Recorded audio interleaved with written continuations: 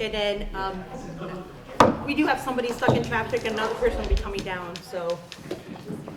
Call roll. Call the roll, please. Lori Misty. Here. Glenn McGrath is absent but on the way. Denise Brewster. Here. Scott Fishel. Here. Dennis Keeney is absent but on the way. Can we say for the Pledge of Allegiance? I pledge allegiance to the flag of the United States of America and to the republic for which it stands, one nation, under God, indivisible, with liberty and justice for all.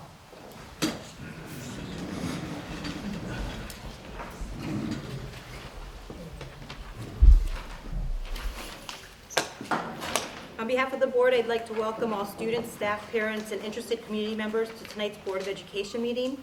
I'd like to remind everyone that this is a meeting of the Board of Education held in public for the purpose of conducting the school district's business and is not to be considered a public community meeting. There is time for public comment during the meeting in the public participation section on the agenda.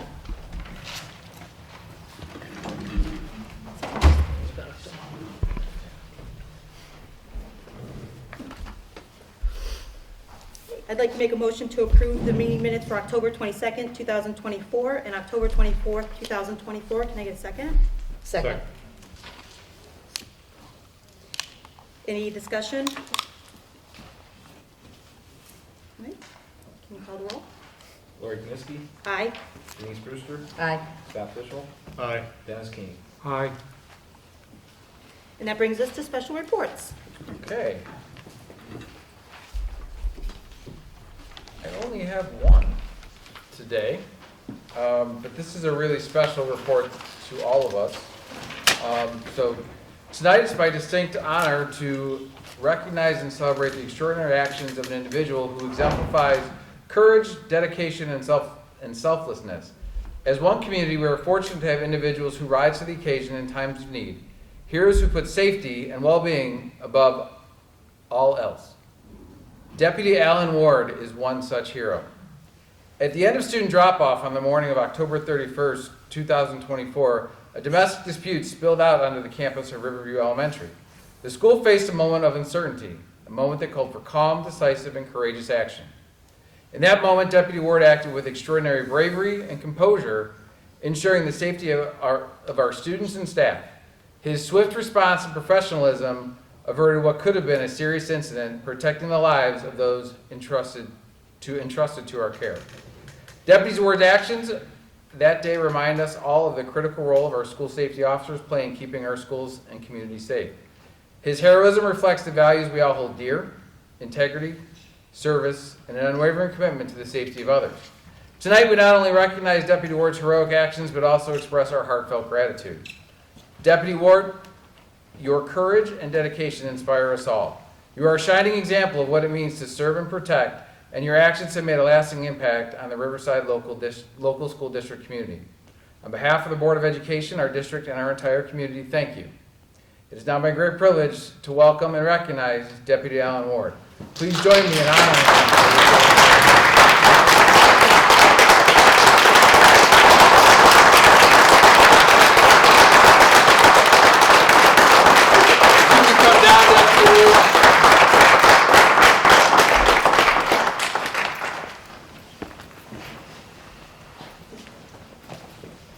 So the board has prepared a proclamation honoring Deputy Alan Ward for his exemplary heroism and dedication to Riverview Elementary School.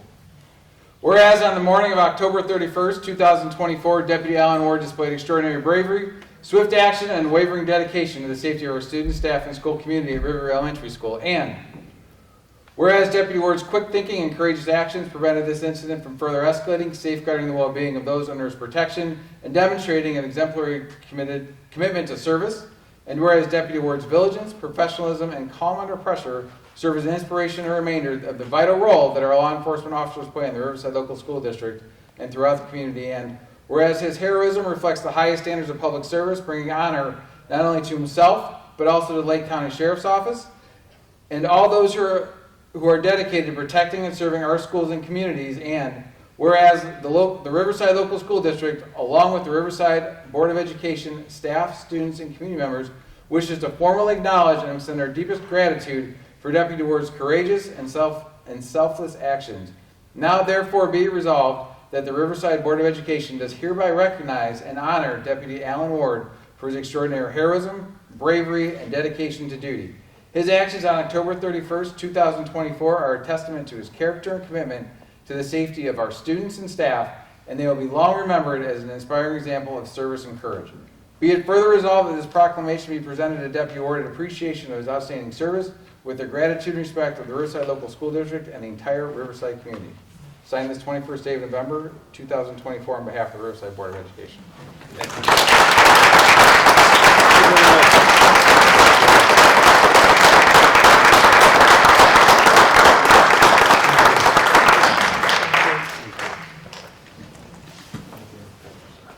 Now your favorite thing. One more picture. With who? Just you holding it Right here? Just you. Thank you all for coming.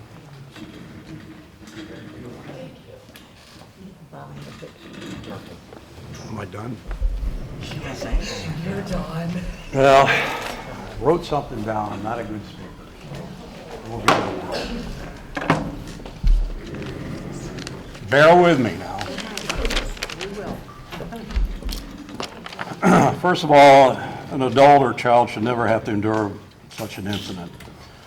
I also want to extend my heartfelt gratitude to the entire Riverview Elementary staff and Riverside administration for exceptional teamwork, professionalism during the recent event. Your dedication and composure truly made the difference. Job well done. Thank you for this incredible honor. I'd like to begin thanking God and my family, whose unwavering support. This is a hard one for me, so bear with me. It has been my foundation throughout the years of my service. I especially want to acknowledge my wife of 46 years. She has stood by me through the risks and challenges that come with this career in law enforcement. She's been my rock, and she deserved this recognition just as much as I do. So I got over that part. That's because you say I'm what? Mean as, you know. Not heaven. I'm deeply touched by the cards, letters from the staff, parents, and most of all the students. These messages will always stay close to my heart. The children's handmade cards are especially dear to me, and I will treasure them the rest of my life. Finally, I want to recognize Principal Tracy Chantry and Vice Principal Deborah Long and Michelle and Gail, and all the staff. They go above and beyond every day to support and care of these kids. And I'm grateful to work alongside such passionate, dedicated leaders and team members. Thank you once again for the recognition. It's truly a privilege to serve you.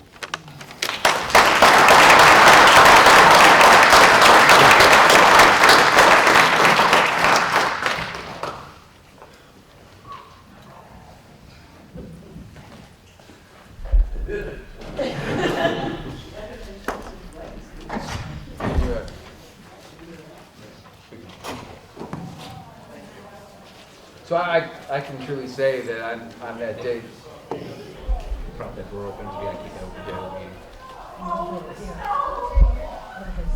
So we have the door closed and locked, Yeah. it's not open public meeting. yeah, we have to have the door open.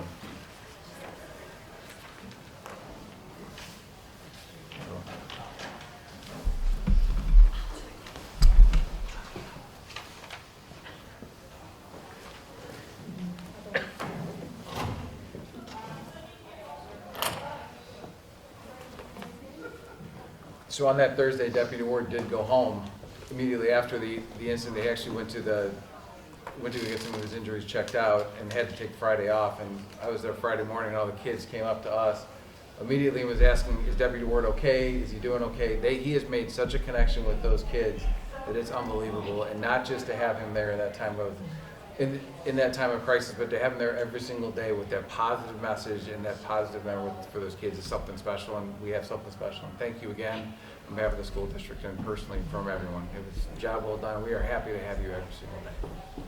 Thank you. And Riverview put on a great surprise for him that Friday, which he did not know of, in which they presented him with a tree of all the thumbprints of every student at Riverview, as well as kind of in assembly. We had the sheriff's office there. His family showed up almost ruined because he was doing his duties and kind of checking at 2 o'clock because his family was pulling in. I went and made a beeline to him and drove him in and started to make small talk, so he didn't notice that they snuck in behind. So it was a great opportunity. I think he was pretty shocked by it. So Mr. Chantry is to be commended for that assembly and all that. So, and that concludes my report. Thank you. That brings us to discussion of old business. I had submitted one topic, but there will be an update in the Friday packet on that, so we'll skip that here today. Ms. Grassi, I believe you had old business you wanted to bring to the table. I did. I just wanted to ask again at the table for some input so that our administration can get some idea on what we're going to be using the classrooms at Riverview for specifically, because I know that part of in doing the 5-year forecast, I had asked whether or not we had included some of the costs associated with additional classrooms, and I'm under the impression that we have not, because we are not really quite certain what those classrooms are going to be used for. So I just wanted to open that up for discussion because I'm not sure I'm clear on that either. Well, initially, I think, Dr. Rutino, you had mentioned, because I'm on the facilities thing as well, that you had some discussions with the staff and you were kicking around some ideas, but there hasn't been a follow-up facilities meeting to know exactly, what those discussions yielded. But do you have anything to add? It really and truly depends on when those classrooms are done and when they're ready, or we can do a lot with them. We just need to get a little bit more in the process to get a completion date for that. We had discussed potentially putting preschool there, but to do that next year and to get it permitted and all that would be a monumental task, if not more. So I think that's a challenge. Obviously, we would give the rooms back to some of the extra sections that we have. We would give the rooms back to those. We move some special ed units back there. If we have a pretty substantial completion date moving forward, we move special ed classrooms back and put those and take the overflow of the extra sections, shift them back to the new rooms. We've had a number of the building is built for 4 sections. For the past 2 years, we've had numbers to support 5 sections of kindergarten. I think it's safe to expect that again, another year of 5 sections. We don't know until enrollment comes around. We don't start enrolling until March, but we can get a pretty good idea as to how many sections we would need at that point to fill up one of the additional rooms as well. So that's for some of it that's there. For some of the others, we don't necessarily have an idea as to what we're going to put in the classroom specifically for next year because we haven't yet met with the CMRs to come up with a timeline from what they've provided yet, so we need to have that. So I think the reason I brought it up as old business is because I wanted some idea from the members of the board who voted to put the addition onto Riverview, what those classrooms are going to be used for so that we can adequately plan for our financial forecast so that we know, like, the administration is making guesses on what they can do with these classrooms, but apparently the board voted to add 8 classrooms to Riverview. What is the purpose for adding those classrooms? I think that was my question for the Board of Education. Well, I don't have an answer for that, so. Okay. When we met as a board, we had a work session to talk about the current enrollment at Riverview and the different sections. And we knew that we had 5 sections in the current kindergarten, which will be first grade next year and will continue. I assume they're occupying one of the special ed rooms? Yeah. Okay, so at Parkside, they have 3 special ed rooms. At Riverview, they have 1. So there are 2 rooms, as Dr. Rutino said, that need to go back to the special ed department or intervention programming. We know that with the trend data in your facilities report, and I already knew just looking at the current kindergarten and first grade that there are 5 sections or let's say first grade should be 5 sections, but we didn't have another room to put them in a 5th section. So we hired a person to assist with that program. But I agree with you, kindergarten coming in new is probably going to be 5 sections, and that there will be a classroom available for them to go to.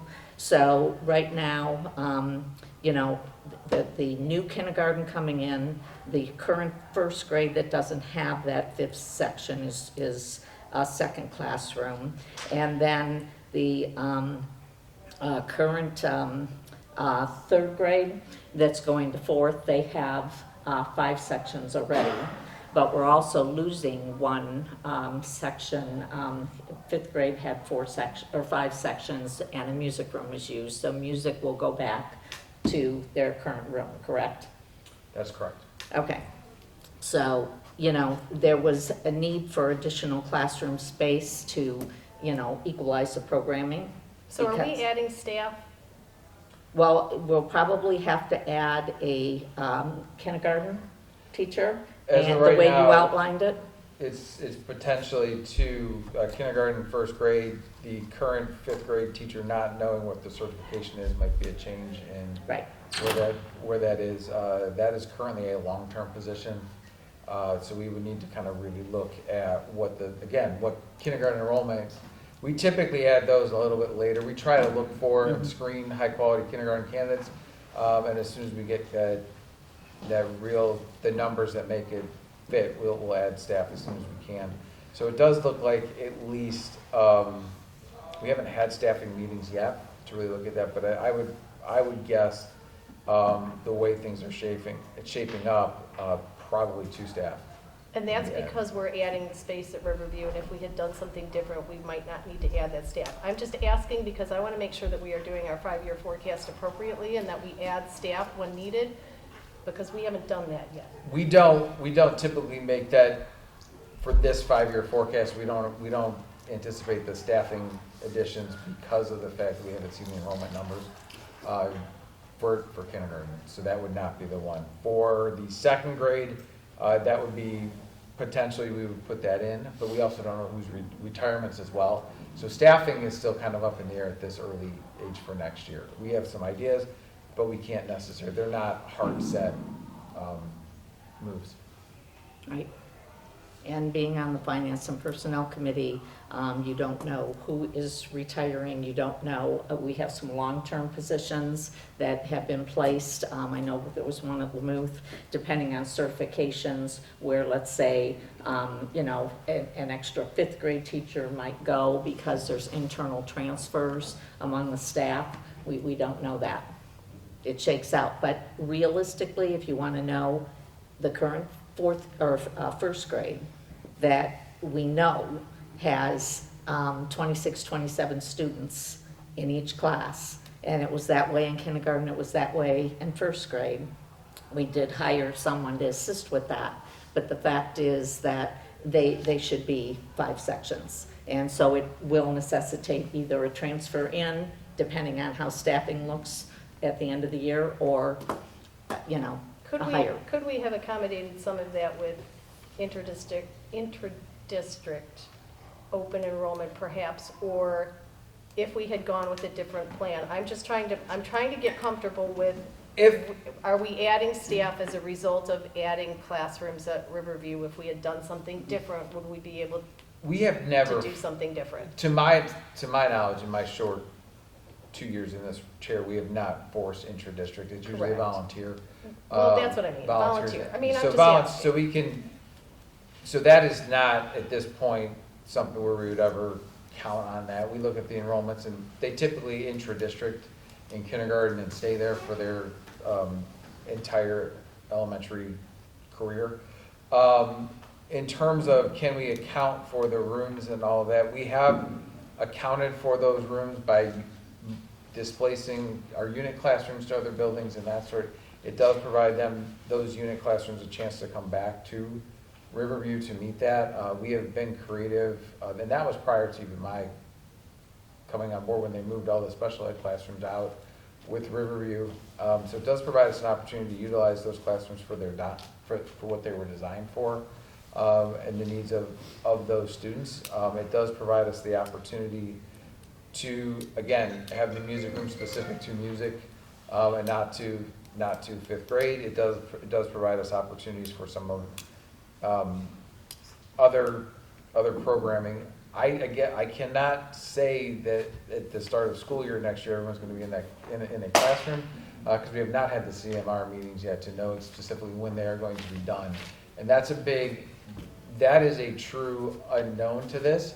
If construction continues out into the semester, which it could go all the way into December, we can move those second semester, move some classrooms around and free some space up. But moving in the middle of October is kind of a shakeup depending on the classes and where we route and those sorts of things. So we may have to be creative again depending on design and all of that goes into this process. So we are early into the Riverview building process and what that looks like. Depending on the design, if we look at taking 2 classrooms to build on, it might be a little tight for a couple months until we can get those classrooms back and get into them. We'll try our best to kind of get things, within a timely manner and get those up and running. But a lot of that is subject also to materials, the will of construction and all that. The opportunity does provide us to heal some growth and potentially even open Riverview up to open enrollment and inter-district enrollment from other schools to see what we have. If we have 5 sections in each, we could absolutely open up for inter-district enrollment for other sections to come into Riverview to kind of keep those numbers, keep those other sections out, and potentially open up some rooms in there too. So there is some. We've always been flexible. We've always been adaptable. There's some adaptability, and so we'll take that and move forward with it as best we can.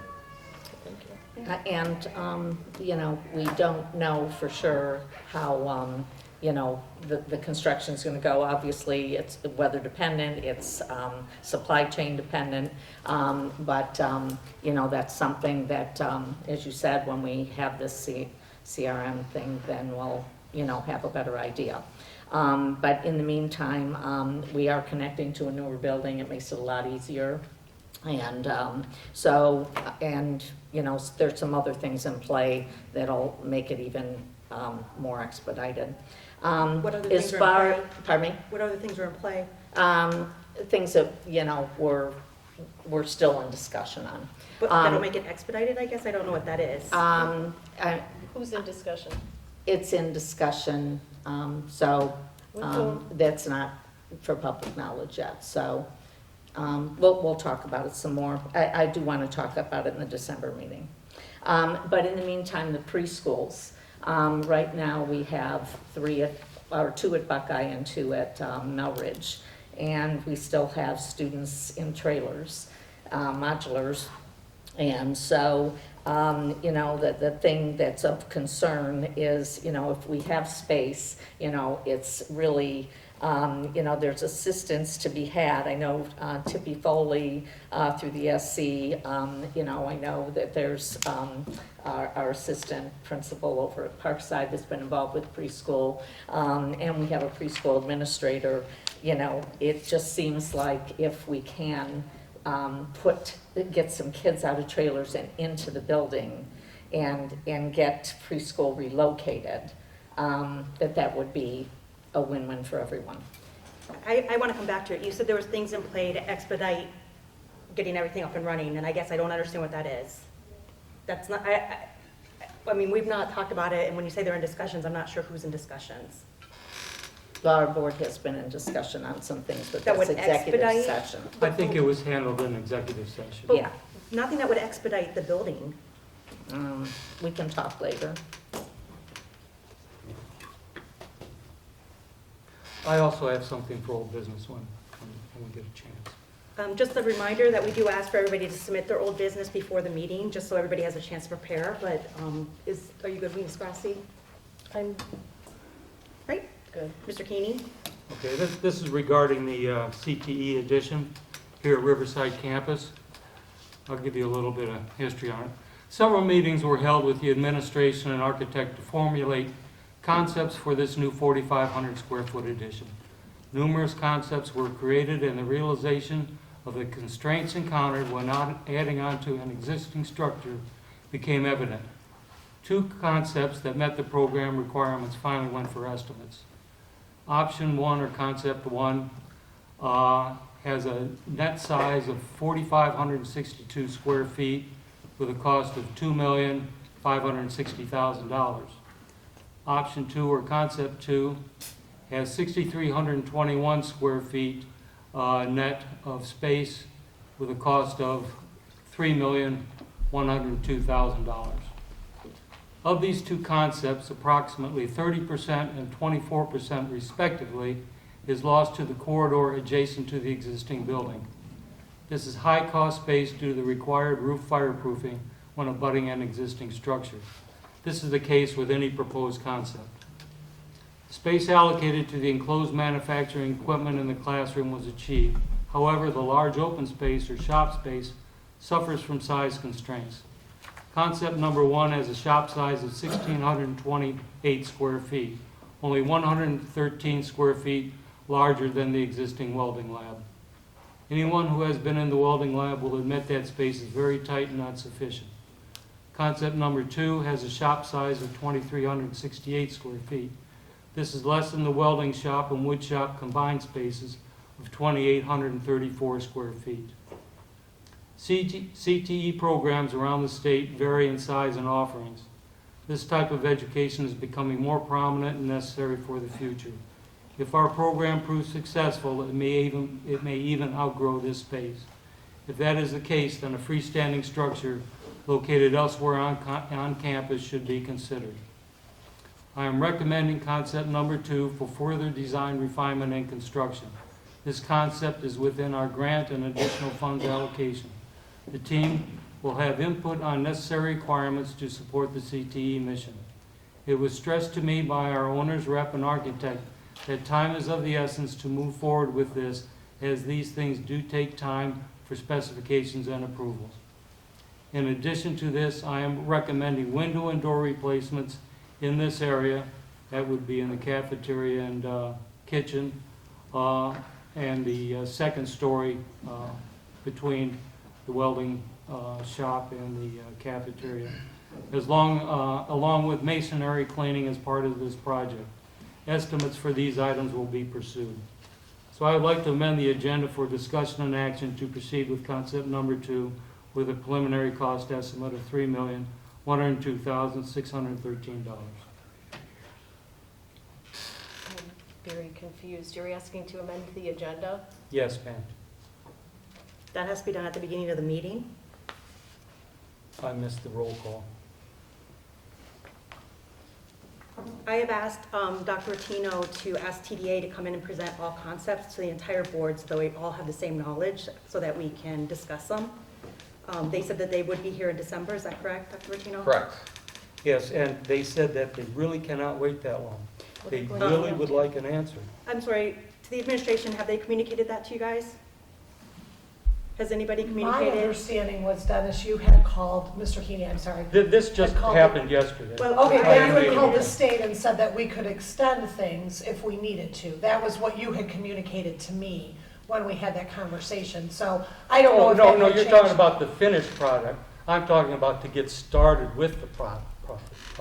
Well, but the Because it finished take- product it is takes- predicated on the starting. So I would think that if we are pushing things back by a month, that we would still be within the grant timeline.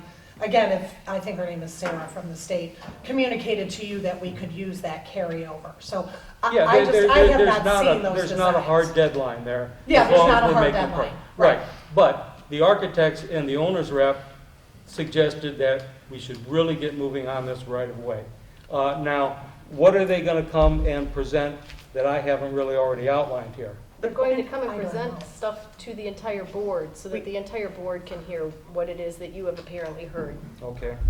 I think the one thing in talking to Roger specifically about it was the size of the shop, and I agree with you, the size of the shop and concept of one is small. We were talking around, I know Ryan is working on, the architect from TDA worked on a drawing, a concept like 1A, if you would, with the shop size that's similar to the size. Yeah, of I the told them concept it really being, wasn't worth doing that estimate, for- because you're gonna get between option 1 and between option 2, we're $500,000 apart now. That's all that is. So you're gonna get something $250,000 apart that still isn't gonna meet the requirements.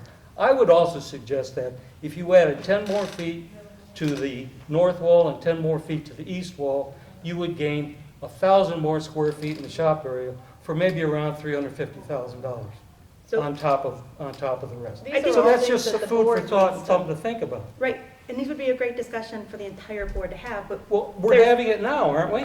no, because we don't have all the information you do, Mr. Keeney, and we've asked for it to be brought to us so we can understand. I can't have a good discussion with you at this moment Okay. because you read a statement. Well, Okay.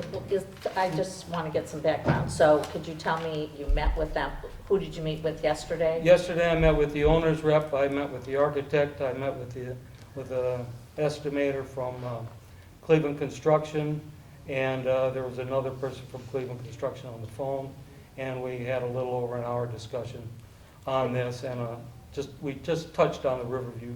Has our administration seen any of this information that you're putting forth? I mean, It's I think it's in that estimated sheet that's in your packet there. I'm asking again, has administration had conversations with the architects and the design team to review the information that you are putting here? Or is this just a conversation with you and the design team? Because Are you and the architect? It's not the design team. whomever. I believe that the administrative team has to be having those conversations since they're the one who are going to be putting programming into that addition. We have met all the programming requirements.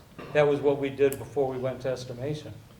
So, Well, I can add a piece of information because I can say definitively, the team is starting to get frustrated, real frustrated, by the delays, and they do want to get going. And so I was also contacted, and frustrations were presented to me, and so who's presenting frustrations to you? so when, Yeah, I'm let him not gonna I say. can ask a question. So what I'm gonna say is this, Chris, when was the last time you had conversations, with our owner's rep and/or TDA or Cleveland Construction? So last Friday, I had a conversation with Roger regarding the situation with the two. So everyone knows Roger's our owner's rep. The owner's rep, regarding the two concepts, that was then, I believe it was Monday, I sent an email to both the architect and the owner's rep with the idea, or it could have even been Friday, with the idea of, hey, can we expand this and get some estimations on what it would cost to expand the lab space in concept one, from that, because that was the more cost-effective concept to that aspect. I do believe as part of the grant, it cannot be freestanding. It absolutely can. From ODE, Yeah, it I has will to be tell you attached to the tonight. building. And that isn't what I was suggesting. You did mention freestanding. I mentioned Yeah. in the future, if we outgrow the Sure, space, okay. freestanding building should be I'm sorry, considered. I misunderstood you. Okay, Wasn't speaking to, that wasn't, okay. I do know that it does have to be, and that I would agree that the fire roof is the cost prohibitive part to a lot of it to put that in. So I think that's where we looked at, And that's 24 to 30% of the space we're talking about. I would agree. So So we when looked we at looked how at- can we do, What I'm asking is, when was the last time you had a conversation to say, okay, this is where we are, this is where we're going? I mean, has it become definitive? Because I think what's happening is there are ideas still being bandied about, and it's been months now, and when you have a team ready to go, and they are looking at the current deadlines, and yes, they could probably be extended, but part of what happens is when you're not getting going and breaking ground, the state, when they give you the grant, they start to not be real happy about that. And so if you're in process, they're more than happy to extend. If you haven't started the process and talking about it, they don't consider starting the process. Putting a shovel in the ground is where they look at starting the process. So I'm just saying that we're behind, I guess is the simplest way to put it. And so are we expecting another month and then have a presentation to the board? And if the board's not satisfied with that, what do we do then? so I think Mrs.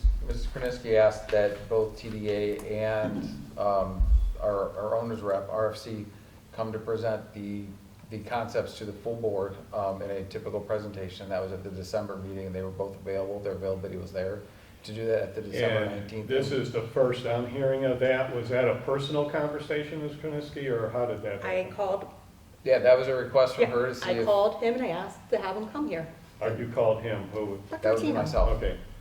So she And- called, yes. Okay, so, yeah, I think it's a little disconnected, and if we're gonna wait, we're gonna wait. I'm just gonna say that the team that's in place is wanting to get started, and it's just gonna delay it another month for sure.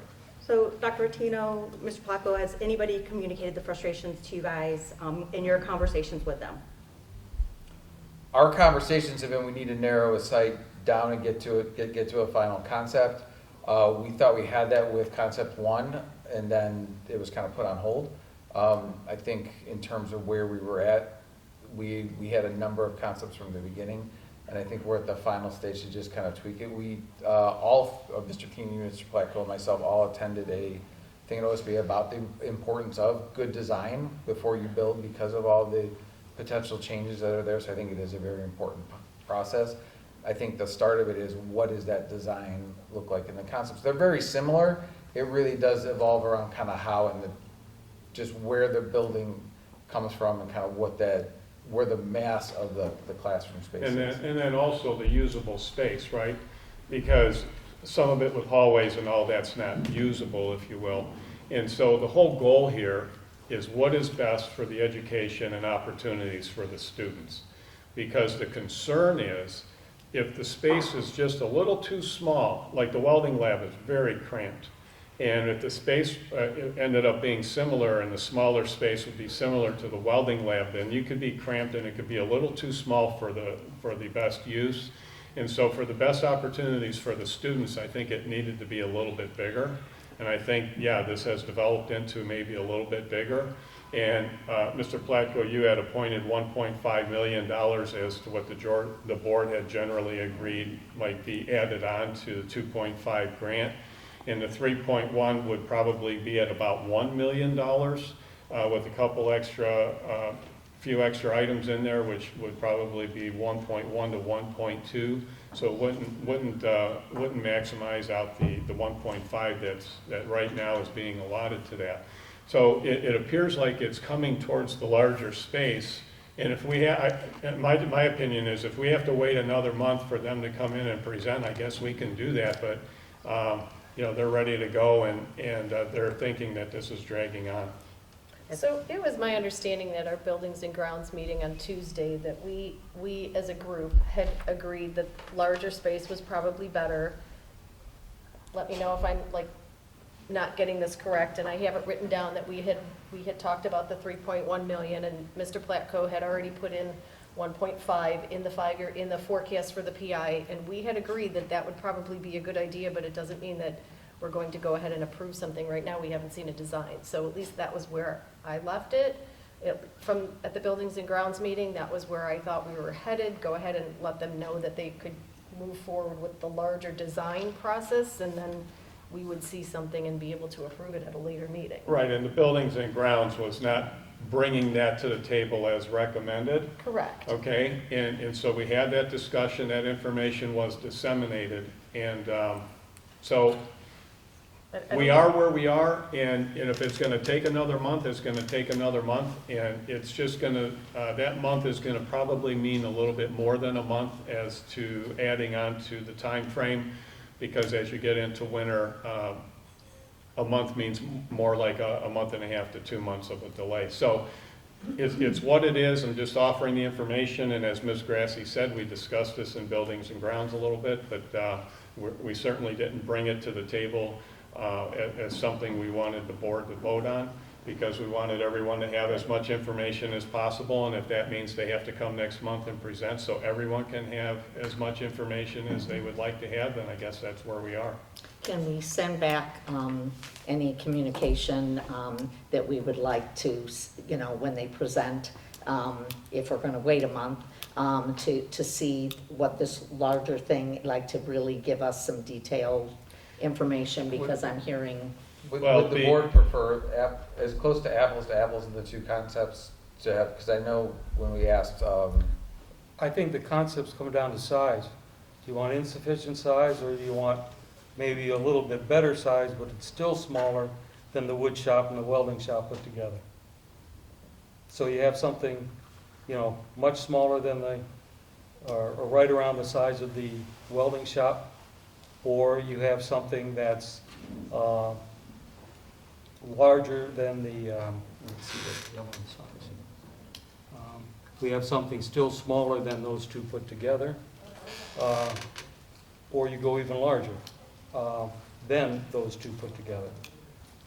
That we haven't ever talked about. But still what you're going to have, even with the larger concept, is going to be smaller than the welding shop and the wood shop space. That's all I'm trying to say. And if you go smaller than, you're just building a welding shop, size of a welding shop, I don't think I would agree to that. Because why waste the money if you're not going to have real functional space? Well, I the think functional space is what's key. And we all know that if we have a little more space, we always use it. And we all know if we have not enough space, it's always too tight. And when you're looking at a 50-year use building, I mean, you pick a number, 50 years, you certainly want to have enough space. And again, it comes down to the students. What's the opportunity for the students? And I think the shell, pretty much everyone's agreed that probably the larger shell, the $3.1 million is where it's going to go. And the extra monies that the board has allotted to it, and our treasurer has allotted in his presentation, it doesn't reach that number. So it looks like we're good.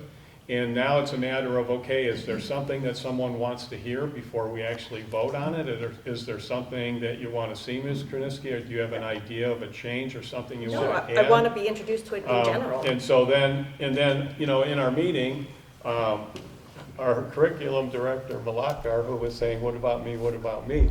Now it's all to our curriculum director on the inside of the building. And I know you said you were shopping for furniture. Are you completed with that yet? I haven't even been in my office but for 2 hours. I'm just teasing because we talked about that on Tuesday. One thing so we haven't really even thought out possibly what other optional pieces. So interestingly enough, I got an email from Mr. Binkowitz, who is our shop teacher, wanting to know if while we do this project, could we also replace, I'm going to use the term air system in the shop class because I'm not quite sure. Dust collection. Whatever it is, whatever keeps the air clean in there, but you get my point. Is that a possibility through this project? Because we have not talked about what those options are, and I would like to see the configuration. I'm all for more space, like I'm not arguing with that, but I haven't seen the design as to the configuration of the room because there are some things that I'm looking for from a programming standpoint. So I don't know, optional, like what additional money, that's what you had asked for, Mr. Fischel, you know what I mean? Like come back with option 1, option 2, and I don't feel like we have fulfilled that request at this point. So let me add that the inside configuration really doesn't matter much. The It cost. does to me as No, but no. It means everything because you're going to dictate that what you want. I mean, that's what needs to be done, right? No, what I mean, the cost of the structure, however it's going to be cut up or inside is not going to matter much. So you're going to say, okay, I'd like this and I'd like that and I'd like a partial wall here. I'd like outlets here, whatever, a unit here. You're going to determine all that. That's really not going to change the cost. The main cost is the size. Okay, and basically the walls and the roof and everything.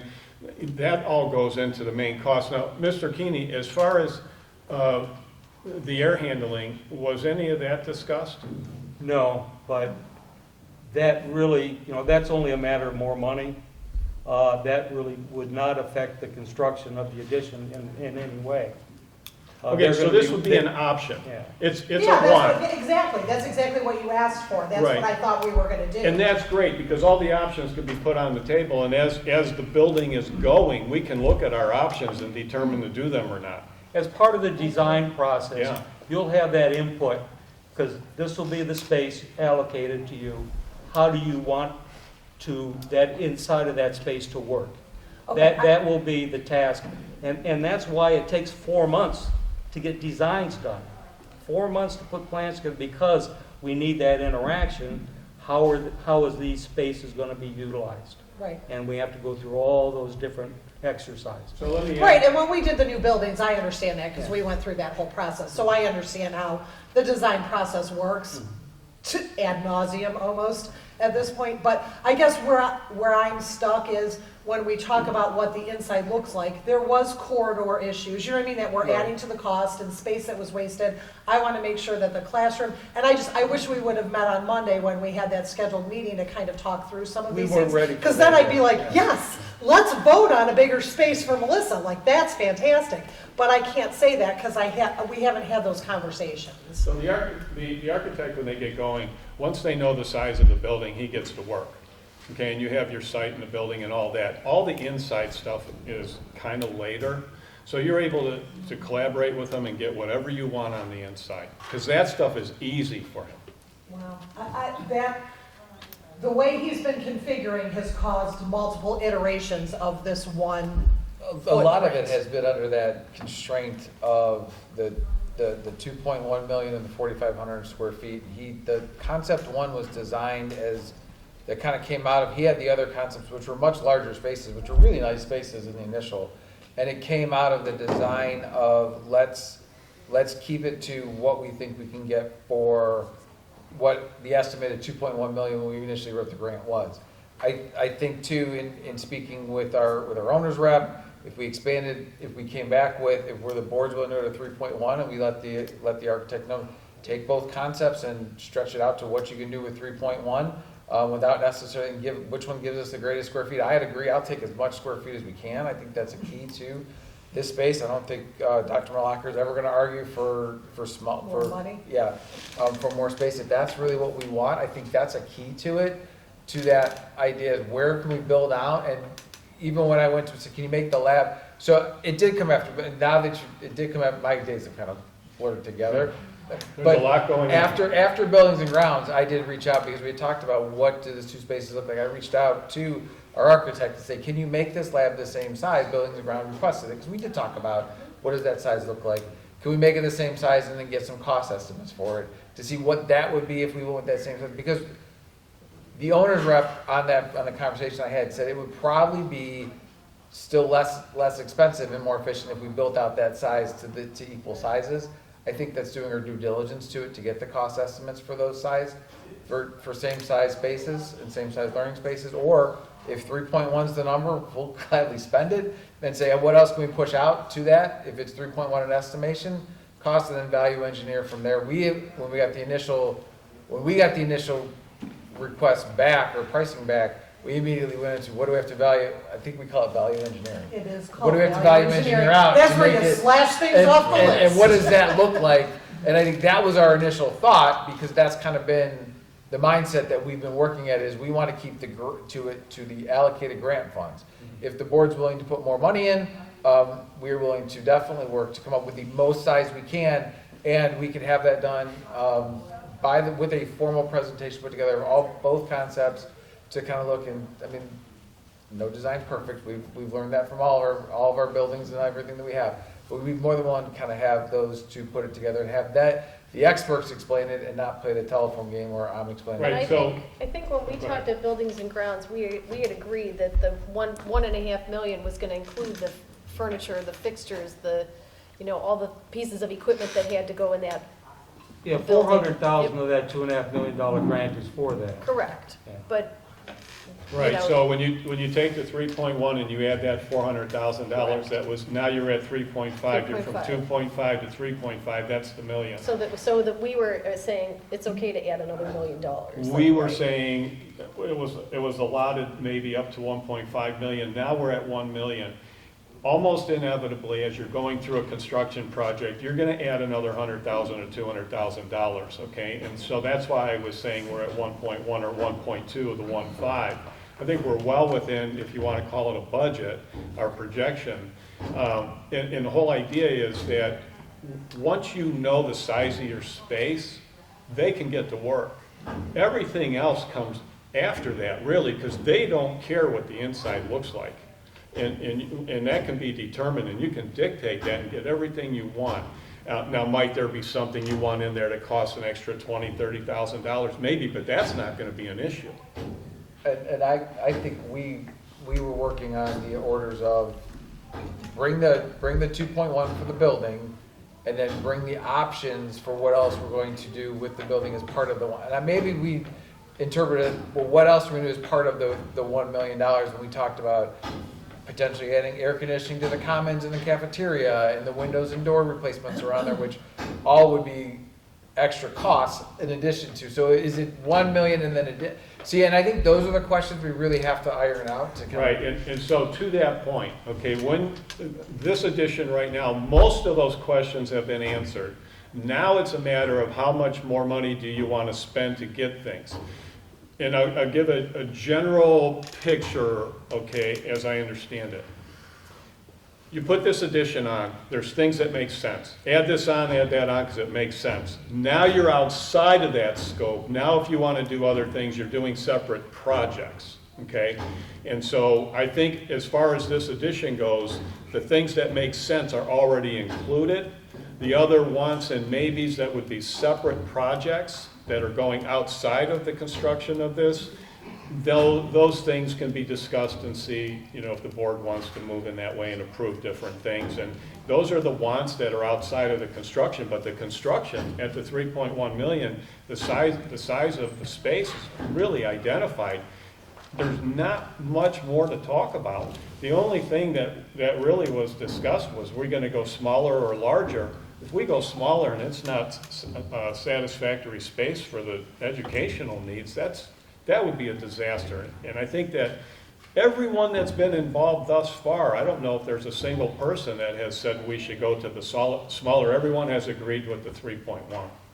I think everyone's agreed larger is I mean, we've all said, and we have scaled this down from where it was, and even Ryan, the architect, has said, I scaled it down to get it within the constraints. But then to go bigger is easy. And I emailed that Tuesday morning. I think it was by noon he had the concept back to me saying it was really simple. We bumped it out a couple feet. Right. And just bump it out into where it is. I think it would be our due diligence to get pricing back from that as well with equal sizes or even bigger if we're going to go to 3.1. I think it is really within that aspect to do both. It really is about putting the space, and I would agree, more space, if the board is willing to go up to that far, let's see what we have in that space, in that area, and kind of where that comes from.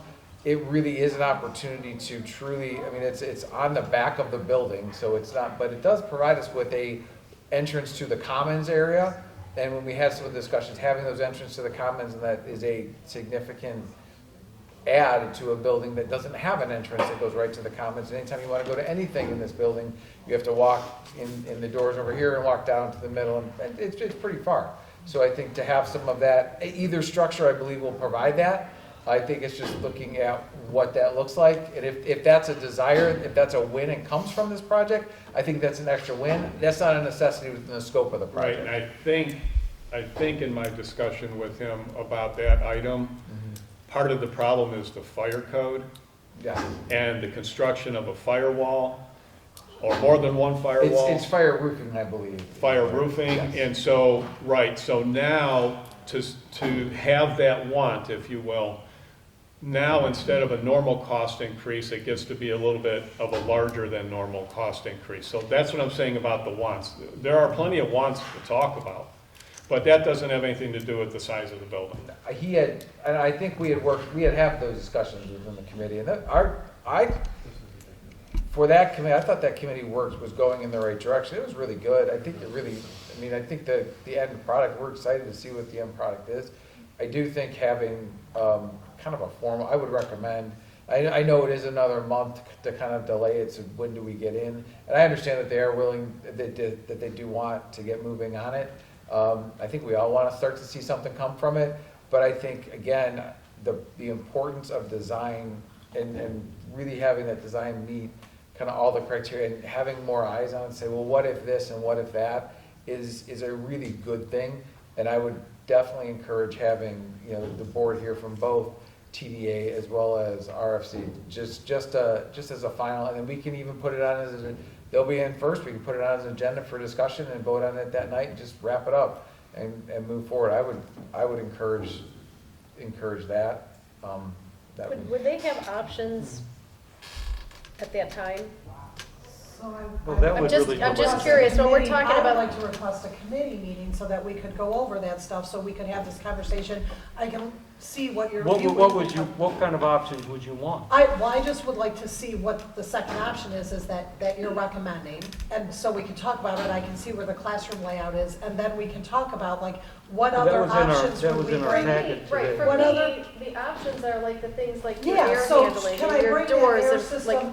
Could there be I a was main told that all exit? takes place during design.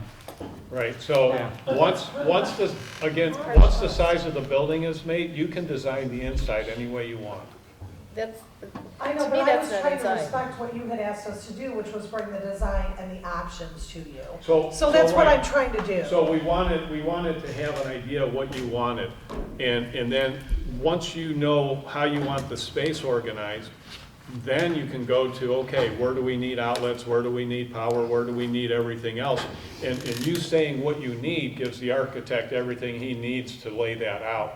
All that's easy stuff No, after the sizes. That part I understand. Yeah, I'm yeah. talking about additional options. Like I said, the air system. Do we want to try to incorporate more of a main entrance? Those are all beyond the scope of the We inside. vetted all of those things. We vetted all those things in dozens of concept drawings that he made for But us. if Right. that is a I'm just possibility gonna as say, an to keep option, the, we it could- sounds, We don't have the money for those options. excuse me, it sounds like the board is asking for additional information. I don't feel everybody feels they have enough information to start Okay, making decisions or voting. Okay, I guess my question at this point is, are we willing to spend $1 million or $3 million on this CTE building or not? That is like the vote I would like to have, so we can give the architect some direction to move. He can come back and show you a pretty picture, and you can say, oh, that's lovely, or, oh, I don't like that. And who knows where we'll be then? Well, where we are really is we are waiting for a formal presentation that's not going to change where we are right now. That's all we're saying. We want to wait another month so there could be a formal presentation of what's on the table I right want now. to wait another month so I have information to vote. We don't have the information you guys do. As a matter of fact, I did ask also that every time TDA or anybody information is provided on this, it is not provided to the entire board. Because it seems like other people have information and they bring votes to the table that nobody else is prepared to vote on. And we need that information too to make good decisions. So that is what I want. It's not about delaying this. If this information would have been provided, if we would have got information so we were ready to vote, that's different. We don't have anything except what you read in that. Right, and I'm just saying, it's I gonna would like to cost us, hear- it's gonna cost us 3.2 to have something that's at least functional. Yeah, I would like to And are you hear ready to from spend that kind Roger of, are you and the ready to architect. spend that money? I'd like to hear from Roger and the architect, So please. I can go back and try to get that information and get it to you even ahead of time on the Friday packet. I will ask them to provide as much detail as possible in terms of what their presentation looks like for the 19th, ahead of time, so we can have those informed discussions amongst all board members, and potential areas for even what it would cost to add square feet, to take square feet away, not that we want to take square feet away, but what the cost per square foot in their estimations look like in terms of specific areas, to have some really good discussions as to kind of where these things go, so we can have that discussion in December and move forward. Is that, Right now, both concepts are $306 and $306 a square foot gross. If you break that down in net square footage, I think you're a little over 500 for option one and around $490 a square foot for option two on a gross square footage basis. So, a little bit here, a little bit there, you're wasting a lot of time and effort because it really isn't going to change much. What's on the table is really not going to change. It's just going to be a presentation of what's on the table. We're just repeating ourselves. Again, I said I would like to hear from the architect and from Roger. So, I mean, we're just going in circles, and I don't have enough information to vote. I would like more. Sounds like Dr. Malacker would even like some more information so she can understand this better, I I would think. like more information. So, I mean, at We're that asking point, to hear at that from point in them. time, if we decide that we would like to have an agenda item that night on the board agenda to approve the expenditure, We could put do that. We will work that out as well. So it's not a perfect world, and if people aren't 100% happy, or some are and some aren't, then that's where we are, and I think that that's where we are, right? There's always compromise, we'll move forward with the will of the board. I think that will put a cap on our spending in the PI levy funds. I think that will help us know where we're going forward for those dollars. We have some other large things on that forecast for the PI fund. If this board desires to pay cash for Riverview, that's going to put an extreme damper on that, and that's, I think, why this conversation is important, that if we want to do things like the air handling, are we going to have enough money to be able to add that? That, for me, is like where Air handling in what area? Oh, the shop. So so just knowing if we add alternates onto this project, this is what it's gonna cost, and are we gonna be able to have those dollars, right, if we spend on Riverview? I think we need to be looking at this all as a combined spend. So for me, that's, because we really don't have any much money left after that, if the board chooses to go that route. So, Mr. Keeney, let me ask this question. So, to what Ms. Malakar said, the air handling change, the update, let's call it, okay, the option, okay? Does that tie into the building structure at all? Or is it totally separate from the building that's going to be built? oh, it's totally separate from the new addition. Okay, so what I'm trying to explain is that I know that what he said to you, he would like to have that, take the opportunity while there is activity, something going on. It's totally outside of the scope of the building of this addition. It doesn't tie into it. No, but much like the air conditioning, if we were putting that air system in, could potentially, and we decide to do it as an alternate, then it would impact the overall amount of money. It's an option outside of what we're doing. And I have to, if we're going to give them marching orders to start doing drawings, then they have to know. That wouldn't be part of the drawings. I The think mechanical we're systems saying are? that it would just be something It's totally alternate, and it would separate be outside of the structure, yeah. Which is fine if we have the money to be able to do it. Right. I'm just concerned that we need to be looking at whole total picture, Right. right?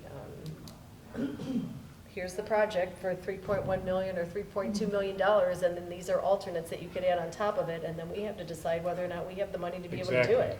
I think part of the design was I think this came from in both designs, we're moving the welding exhaust system. Yes. And that's where the drawing is, so if we're doing that, that would be the alternate. That's not part of yes, it's part of the project because we are shifting where that unit is, so we have to have design, we have to put that in, but it's not necessarily part of the new building, nor is it Right. part of the scope. So I think that's. But it is part of the project. It is part of the project. Because yes. it's a necessary It part is of a the necessary project. part, and I think that's where his thought is, if you're gonna be next door doing this and having those people in, can you get me? Understand. Yeah, Wait, that's not the same air system that feeds the, it is not, but if you're having the people next door to do it. no, yeah, I understand that, but that moving, those are, They're it's two different- Two another different parts, part Yeah, of, yeah, it's outside of the scope Yeah. of the building. yes. absolutely.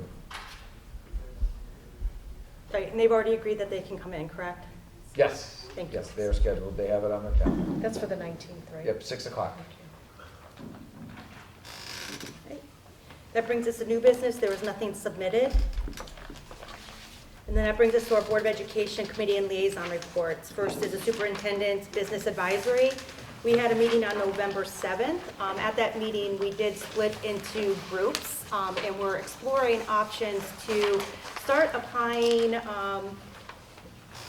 our ideas at different grade levels to get all the kids ready, thinking about kind of career tech and where they're headed. So Dr. Malakar is kind of leading the charge, and she put us into categories. So for instance, I will be working on a possible capstone project for our seniors. And we're now brainstorming in separate groups as to what that might look like and how we make that come to life for our students. Mr. Robinson, what are you part of? Fifth grade, so he's working with the group on what does the fifth grade curriculum or project look like, that we can now start bringing that stuff to the students. Thinking about tying it into what a Riverside Beaver looks like and the things that we've outlined there too. So trying to bring it all together. The next meeting is not until January? February, due to the holidays and so forth. So hopefully some work in between. I know we've met once already. We have another meeting for my group already set up. So hopefully we'll come back with some really good ideas and start to see some things come to life. That brings us to the Curriculum and Programming Committee and Facilities Liaison. Okay, just to capitalize a little bit on what you just said, the Curriculum and Programs Committee met on November 14th, and part of that discussion did involve information about specifically what's happening in grades 7 through 10. Staff will be working on aligning elective courses with Auburn Career Center Pathways to get CTE, which is the Career Technical Education, going. And the state recently expanded funding, which also involves certification for some staff at the middle school level. And going along with what Lori said, because it was covered also in ours, just expanding, like bringing it down into the fifth grade with occupation investigation. The ninth grade, there was Future Forward Fair, college career event at Lakeland, perhaps. And then, as you said, the 12th grade, the senior capstone, which I'm glad to hear you're working on. And that'll be expanded, I think, to 11th grade, did you say? Or down? The capstone? Well, no, right now it's senior, but down the road, it's on. The capstone will always be senior, career electives, which are currently senior classes. Okay, so, career electives that will be expanded to 11th grade. Okay, all right. So the recent professional development days were held for staff on November 4th and 5th. And they did cover personalized learning, a review of the new Wit and Wisdom reading program for K2, and they held a panel discussion for grades 3 through 5 and compared the two reading programs that they're looking at for next school year. There was also an AI presentation, and staff continued their training as well on de-escalation techniques. And the use of the multi-tiered system of supports, otherwise known as MTSS, is starting at the high school to help with student learning. And Dr. Malakar praised the staff for sharing their expertise with one another.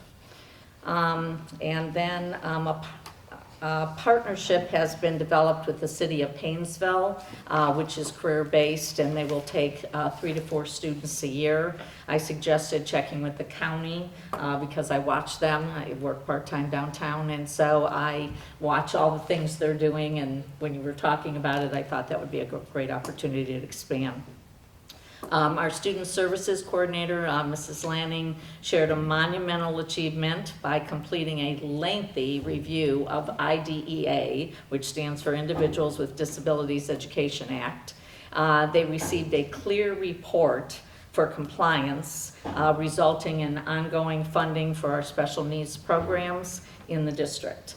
Congratulations to all the staff and their efforts in completing this rigorous assessment. They will now enter into phase 2 of self-monitoring the delivery of their services and required protocols. They also achieved the highest rating of 4 on the annual report from the Department of Special Education for the 22-23 school year. Again, there are amazing results being achieved by our staff serving special needs students, and we thank them tremendously. There will not be a curriculum and programs meeting in December. Okay, are you happy? Just one thing, our City of Painesville partnership is in its 3rd year. Third. And I love working with them, and I just That's wanted great. to give them a shout out Okay. that we are they're just a great organization, but looking, like you said, to expand, not only with the townships that we Okay. serve, but with the county. Great, fantastic. All right, thank you. That's all I have. Oh, and as far as facilities, you're covering. We are More than diving- covered. We are diving into that tonight. Right, that brings us to Buildings and Grounds Operations Committee and Alumni Association. Mr. Fischel? I have nothing tonight for the alumni, but for the buildings and grounds, We have a few items. The modular, the trailer that we have over at Melridge, there was some repair work done, and a new roof was installed by Roberts Roofing. At Buckeye, there was a pane of glass that had been broken, and that was installed last week by Euclid Glass. Riverview, there was a cracked pane of glass, I think, inside the building in a classroom, and it's been identified by Mr. Arlesic that it's about $2,400 for that, and it is estimated to arrive in 3 to 5 weeks. There were roof leaks, approximately 13 of them at the John R. and High School and Field House in Parkside, and then there was also another leak over at, well, this might be included, right? A leak at Parkside on the wall, which some troubleshooting is going on, and look to remedy that problem. It's, as I understand it, it's a wind-driven problem with rain, and it's not a normal leak. And so now they're trying to figure out, is the water coming in the wall, is it coming in from the roof? So it's probably not the roof, it's probably the wall or the flashing, if you will, to say it simplified it on the top of the wall, and Mr. Arlesic is looking into that. And so we have the curtain, the gym divider curtain has been installed in the Lamuth gym, and the maintenance will be installing the electrical for the controls, and that's coming up soon. Tuesday and Wednesday next week. So that will be completed. The retention pond fencing for Parkside and Riverview, estimated to be completed December, January, weather permitting. And as we know, we got a little bit of the white stuff today, so we'll see how the weather goes and how that proceeds, but that's in the works. Winter season, the snow blowers have been prepped, ice melt and salt spreaders have been delivered to all the schools. Last of the grass cutting was completed Monday, November 18th. Mowers and other grounds equipment will be serviced and stored until the spring. Then we've had a CT building update. We talked about that in buildings and grounds, as has been mentioned. And then the Riverview CMR update. Prices are supposed to be, that's for the construction company. Prices are supposed to be given, I understand, by December 2nd. Is that right, Mr. Placco? December 2nd, 4 p.m. Okay, and so we will see how that goes. We don't think that that is time sensitive, and that can probably be handled in the regular December 19th meeting. Okay, so that's an update on buildings and grounds. Thank you. And that brings us to Policy Committee and Legislative Liaison, Mrs. Grassi. So I had some things for legislative, however, they're in a different bag, so I will bring those on in January. We had a policy meeting on Monday. You will see on your board agenda that you have a slate of policies to review. We went over all the red lines and things that were added in the policy meeting. There's a print copy in your Yeah. portfolio. Thank you. And everything is line itemed and highlighted, the things that are different. Most of them are updated They're simply because of highlighted law in green. changes, they're highlighted. We did have a request to have the oath of office be able to match the Ohio Revised Code, and that was already taken out, I think, and already handled in the policy updates, so we have that. And then we talked about the board policy handbook, the board handbook, which you will now find in a print copy in this binder. There's a binder there that has the red line board handbook along with the advised appendices. So the changes that have been made to the handbook are in red, mostly due to board committees and outlining what the functions of the board committees are.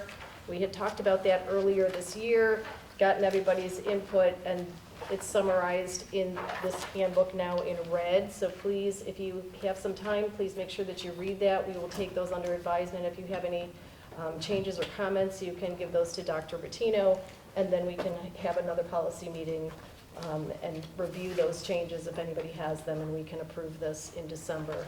The other thing that has been added to this, we talk a lot about, we refer to many times in this handbook, which is fairly brief, actually. We talk about a lot of things and reference the OSBA fact sheets and 5 facts and whatnot. And so I had asked that we include them in print format here just for reference. And so they're all actually included back here in the end of the handbook. When do you need feedback by?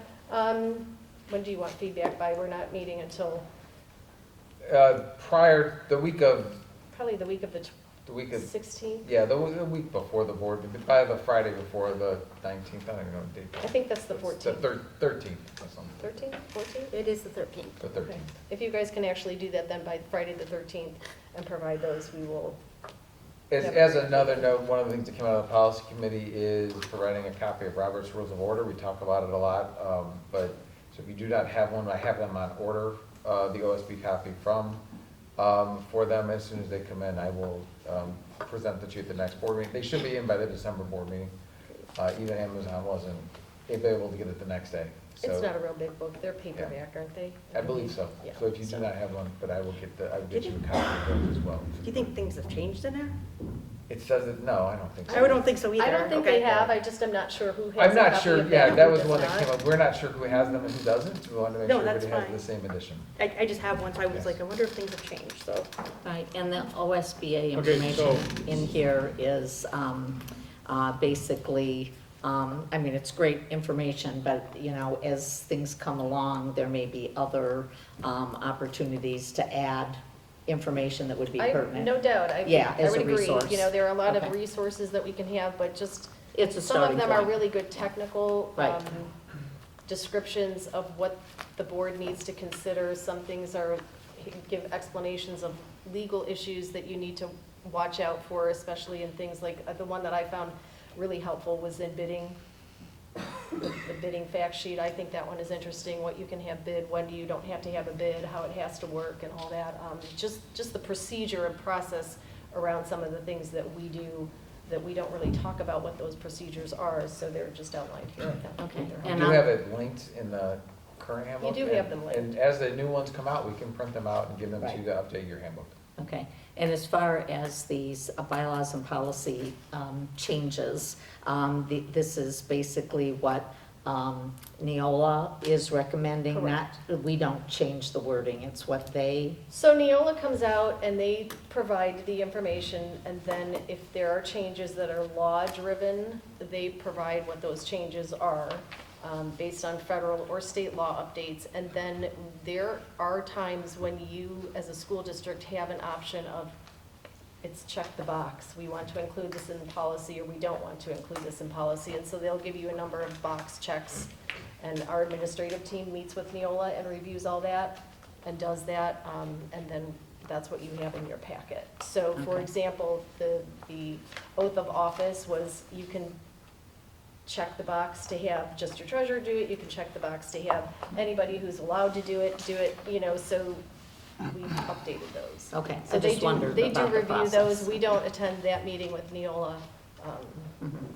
but they already take care of that. Okay, Are the majority of these, They're law updates. okay, They're- yeah, usually the majority are. Yeah, law. they're Yeah. law to be compliant with regulations that we already are Right. compliant. And I would with. imagine that there's probably going to be another decent-sized packet that comes out in February, It's because there going were to some be- law changes Yeah, recently Everything in after. these are, Neola wrote pretty much everything that's in here, except for we customized the oath of office to ensure it matched Ohio Revised Code.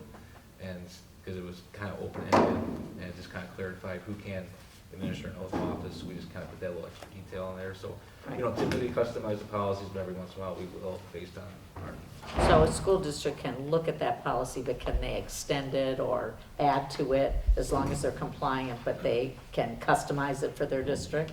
Yeah. To a degree. Neola always wants you to, if anytime you change something, they want you to run it through your own legal counsel.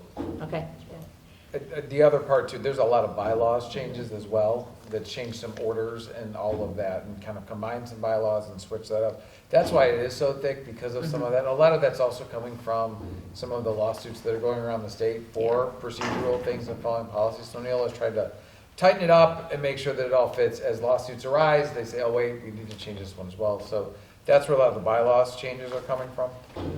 So some too technical corrections and all of that as well. So we will have a second read of these in December, but that's when we also pass this, so. I I've never seen where we didn't pass the policy updates, but bylaws are supermajority, right? Where They're- the rest is that's not. correct. Will they come together on the next agenda, or, They typically do. okay? I don't see us If there's a not. need to separate a policy out, please let us know. We Okay. can do that work ahead of time. Okay. So are you saying the green highlighted and the red highlighted, you're suggesting the one agenda item? No, this So, is so in the policy handbook, the bylaws are the ones that start with bylaw, and they're usually the 0 ones. And it's all the green highlighted? Yes. The green highlights are the changes. And that's mostly law driven, Yes. right? And so attorneys have looked at it, right?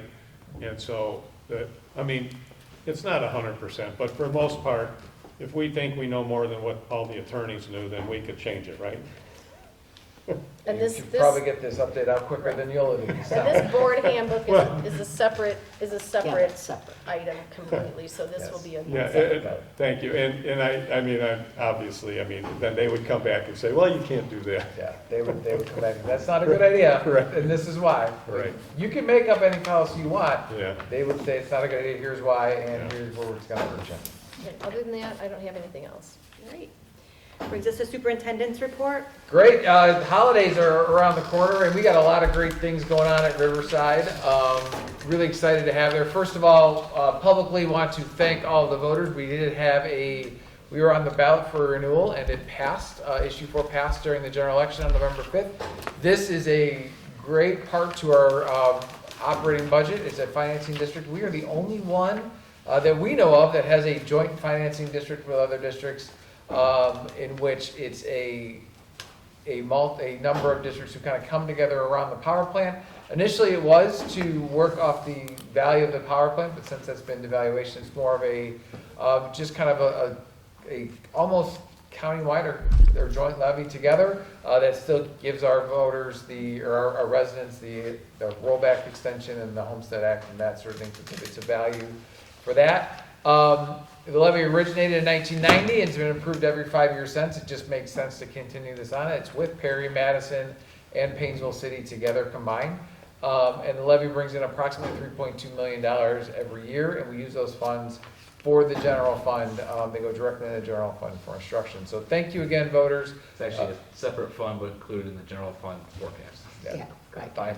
Thank you for that. Thank you again, voters, for your support, and we will continue to use it wisely. Veterans Day. We are so proud of all the work we do for our veterans to celebrate our veterans.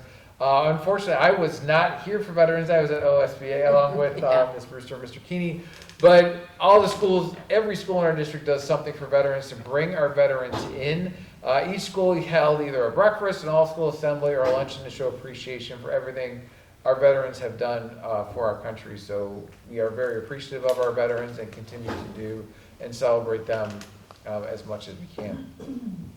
U.S. News came out with their school rankings. Several Riverside schools received the award for best U.S. News and World Reports rankings, so they'll be allowed to purchase the banner from U.S. News that says we're the best schools and display that in there. And those schools include the campus, up here, Lamuth Middle School, Melridge Elementary, and Parkside Elementary. And that is an annual ranking, and so this will be best high schools or best elementary schools or best middle school for the year of 2024. I believe we have a number of those in the cafeteria already. We do. We continue to put them up there. I think we're going to run out of room in that cafeteria, so we'll have to find a new place to post them. On November 13th, we celebrated we recognized seniors who are going to, who signed their letter of intent to continue their academic and athletic careers at the collegiate level. We have a number of these letter of intent signings. This was the first day. It included a lot of our fall sports, and the only group and sport that was not allowed to participate was football. They have their own coming up here. But congratulations to Sophia Barkut, who is going to Hiram College to play soccer, and Annalise Davis, who's going to West Liberty University for softball, Ella Fox, who's going to Cornell for gymnastics. Getting into Cornell in itself is impressive, but then going there to do a sport as well, that is incredibly impressive. Amelia Jarris, who's going to Indiana State University for softball, Courtney Johnson, who's going to Siena Heights University for volleyball, Josh Rower, who's going to Ashland University for baseball, and Madeline Warner, who's going to Westminster College for lacrosse. So we are super excited for all those athletes and wish them the best of luck along the way, and looking forward to the future ones that we have coming up. Tonight was our Senior Citizen Appreciation Dinner. It's an annual thing we do that coincides with the opening of the fall play and the spring musical. We had over 200 seniors sign up for this dinner to take advantage of it and brave the weather to come out. So we provided them our home economics classes, provide the meal and serve our senior citizens, and then they get a free screening of the fall play Death by Chocolate. And like I said, dinner is provided and served by our principals and food students who go along. And it's just a great event, and seeing the seniors, and a lot of them as they were coming in, our students greet them, and they would be like, well, it's in the cafeteria, we're going, like, oh, honey, I went here in 1964, I know exactly where it is, I'll get there. So it was really neat to see that interaction with our students and seniors and kind of have them come back to see the school as it is now. Death by Chocolate is tonight, tomorrow, and Sunday. It's tonight, tomorrow, and Saturday. Tomorrow and Saturday start at 7:30 p.m. Tickets can be purchased on the website or at the door. I would encourage everyone to come. It's a funny play. Yeah, it is. I got to see parts of it before I had to leave, so I don't know who did it yet. Yeah. But it's super funny. Our kids do a great job, and it's worth your time to come out to see that play. Our district-wide Community Kindness Day. This is something that came out of DLT and something we're really excited about expanding. This year it is this Tuesday. We used to do a Community Kindness Day where just our administrators in August would take a day and go out to just businesses and say thank you. We've expanded this. This is the second year we're expanding it to include our students, our administrators, as well as our teachers and whoever else. And each school is participating and doing something different to complete this meaningful project to say thank you to our immediate community. Buckeye is making ornaments for nursing home and cards for first responders, and kindness kits for Project Hope. Melridge is doing a food drive to end 60 Hours of Hunger, and they will have a 60 Hours of Hunger rep there to talk to them about that program and why we do this. Parkside is creating blankets for Project Linus. They did that last year. It was a great hit. Project Linus appreciated those blankets. Riverview is doing a school fundraiser for Sleep in Heavenly Peace, and a rep will come to them to explain what that charity is about. Lamouth is having the Student Council and Choir visiting Vista Springs Assisted Living Complex, which is in Concord. I will actually accompany them as well, so I'll get to see my dad as well as the choir. It's pretty cool. Riverside Campus will be serving lunch at the Salvation Army, and they're making cards for Meals on Wheels and local nursing homes. And there's a turkey volleyball that they do. There's an annual assembly that they do, and the proceeds of that go to a local charity as well. And this is Ian's legacy. That's the Ian Minnick Foundation, and Ian Minnick's brother will be this keynote at graduation this year. So it's kind of the whole year to that foundation as well. And then our Latchkey program are going to be making cards and items for our school safety officers. So they're even participating. So we're having the whole district get involved in this Riverside Community Kindness. Please feel free to join us at those. If you want to join at any one of those, please let me know, and I will let the appropriate administrator know to expect you. And yeah, save the date. I tell you, our students do some great things. Halls of Holly is one of those other things that is so worth it. It's a family-friendly event. It's Saturday, December 7th from 12 to 3. It's a winter-themed event hosted by Riverside School Side Leadership Program. They decorate rooms. Each room has kind of a theme to it. We'll have all kinds of special guests here, as well as just kind of a holiday-themed party throughout. It's a great opportunity, similar to the Halloween thing that we do with National Honor Strike. It's another awesome event that we do, and well worth our community coming out for. Also, NHS, National Honor Society, is doing their holiday craft show the next week. So after Halls of Holly, the next week, now they're doing the holiday spirit. You can come and spend your money at our holiday craft show at the Riverside Fieldhouse. You get your holiday shopping done from local vendors. They get tables, and they go ahead and peddle their wares, local selling gifts, cards, food, everything else. So it's really kind of a neat event that they do as well. Leading up to this, one thing I'd like the board to kind of pencil in is save the date. We are going to celebrate 75 years of this lovely building in collaboration with the Alumni Association and RHS Student Council. Our 75th year celebration open house is on Saturday, March 15th. It's tentatively scheduled for that from 8 a.m. to 11 a.m. We think we're going to put a pancake breakfast on, as well as offer tours, kind of do an open house. We're getting a lot of the other buildings involved in this celebration as well. Members, alumni community members are encouraged to attend, tour the building, and see the difference, some old artifacts, with some old things there, just some original artifacts, as much as we can find. Pancake breakfast. We're going to try to get our students in to provide some entertainment as well, perhaps our solo ensemble groups, some other things that we can really showcase what's going on. That is also the fall date. That is the last date of the spring musical, which is SpongeBob.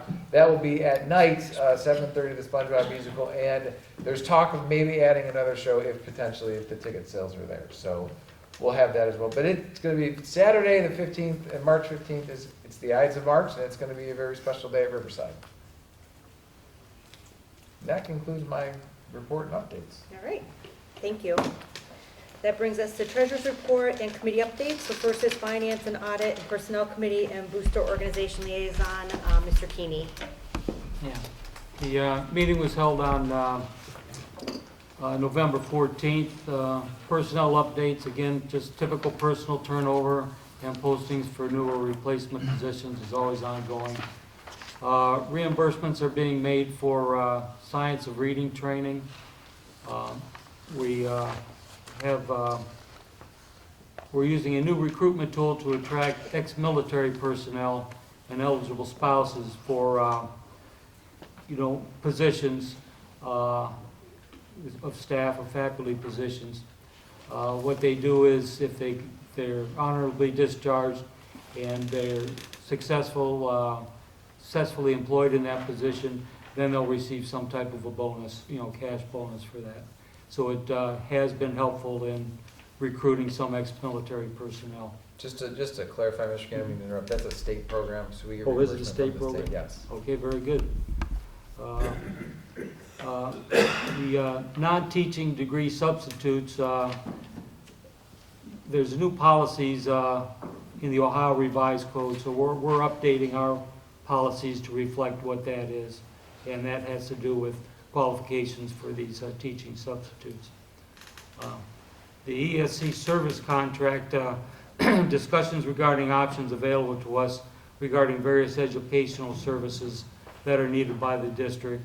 And this will give us flexibility with choosing the most appropriate service. And I think you'll find on our consent agenda tonight that there's been action there.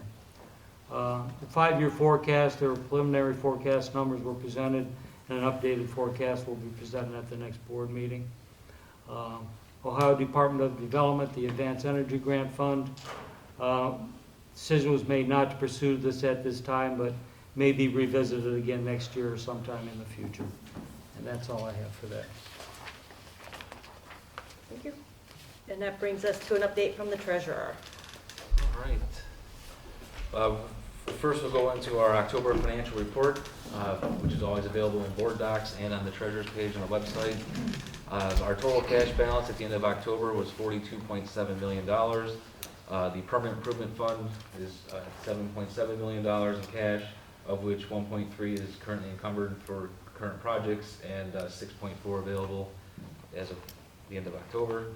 Looking at our appropriations and revenue estimates, we're currently 33% through fiscal year 2025. In my world, we're in 2025 right now. The revenue is trending at 43.2%. That's because of the property tax settlements. We get large settlements twice a year. Expenditures are trending slightly lower right now at 31.6%. Looking at some general fund statistics, the revenue for October is about $2.8 million, which included $634,000 in state foundation payments.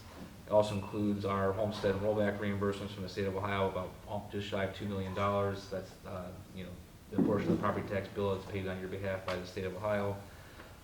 The interest revenue for October was $125,000. The Star Ohio interest rate is currently at 5.01%, which we expect to continue to decline as the Fed keeps cutting interest rates. Our Red Tree investment account's at 3.78%, and our overall yield on our investments is about 4.52%. For October, our expenditures were a little more than $4.3 million.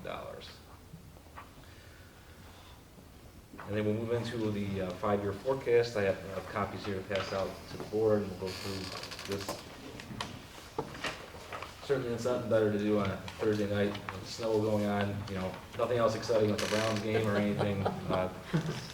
Hopefully this will not disappoint as much as the Browns. Hurts my feelings. Some guidance, just, the Ohio Department of Education puts out some guidance on how to read a 5-year forecast. I have it linked here.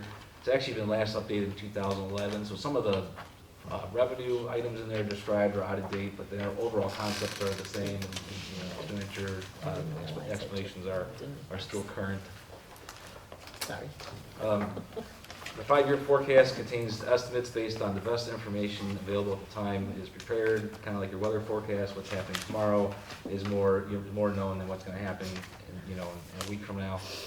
The forecast is required to be updated and filed with the Ohio Department of Education and Workforce in each November and then updated in May. It contains 3 years of actual data, so fiscal years 2022 through 2024, and 5 years of projected data, which is 2025, our current fiscal year, through 2029. The forecast only tells a small part of the story. It's important to read the assumptions that are part of that forecast to understand what goes into those numbers. And our forecast includes the general fund and the Lake County School Financing District Fund. It does not include the Permanent Improvement Fund or any other funds of the district per state regulations. Just a quick overview, we are solvent through the 4th year of the forecast, fiscal year 2028. We started deficit spending slightly in last fiscal year. That's continuing going forward. That's where your expenditures are exceeding your revenues, which is reflected on line 6.01 of the 5-year forecast. In fiscal year 2022 began a state budget that had a new funding formula called the Fair School Funding Plan. So fiscal year 2025 is the 4th year of a phase-in. That's expected to be phased in over a 6-year period, but currently not guaranteed.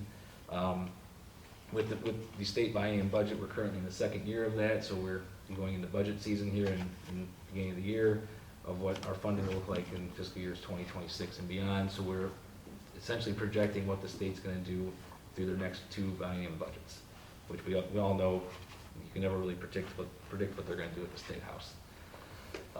Mr. Blacko, I have a question, Yes. if you have the answer. So in the executive overview, in the deficit spending, in fiscal year 25, it's 2.1 million. 20 into 26, it's basically 4 million, so 1.8 to 1.9 increase. Then in 27, we go from basically 4 to 7.2. It's a 3.2 million increase. What is the dynamic there for such a large jump between 26 and 27? Because then in 28, it appears to go to 2.2. So there's a large jump between 26 and 27. And what is that? What's the dynamic? Well, we'll go through a little more of that detail as we go through this presentation. But for the most part, with increasing salary costs going forward, based on our current negotiated agreements, healthcare right now is we have a large increase in healthcare. We don't for sure know what that looks like going forward. We're exploring our options, so we're being conservative in those estimates. Because in fiscal year 26 and 27, we're being told that our benefits could increase again substantially next year if the consortium does not take action. We're also exploring what that may look like, so that's kind of reflected in the forecast. And I have to go a little through more other details, maybe explain it a little bit better. So as we go through the slides, we'll see a little more detail. So this executive overview, we're starting fiscal year 2025 with just shy of $25.5 million in our beginning cash balance.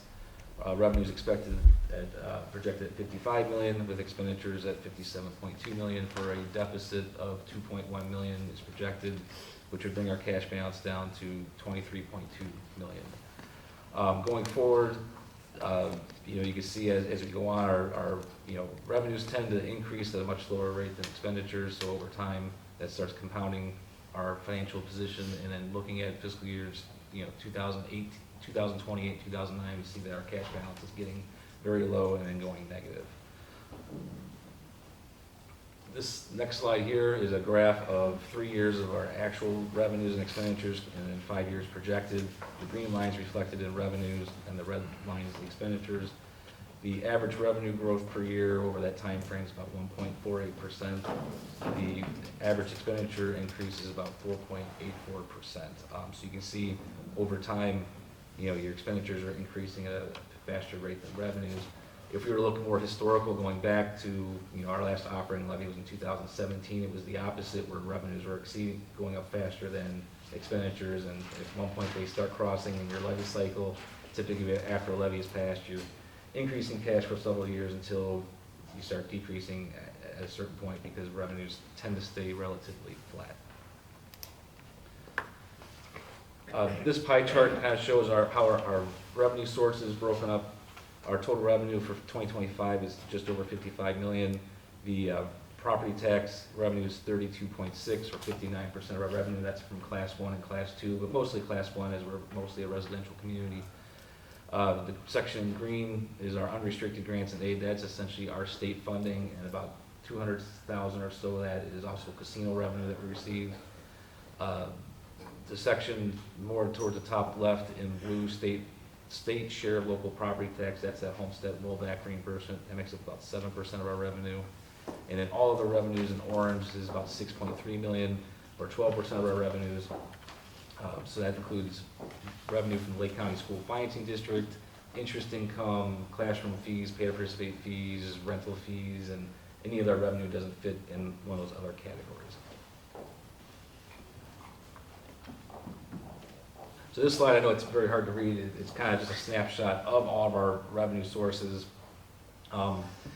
With property taxes obviously being the largest piece, you can see how that's reflected. We're at 32.6 million in 2025. That's expected to increase to just over 34 million in 2026, based on an estimated Lake County reappraisal of 28%.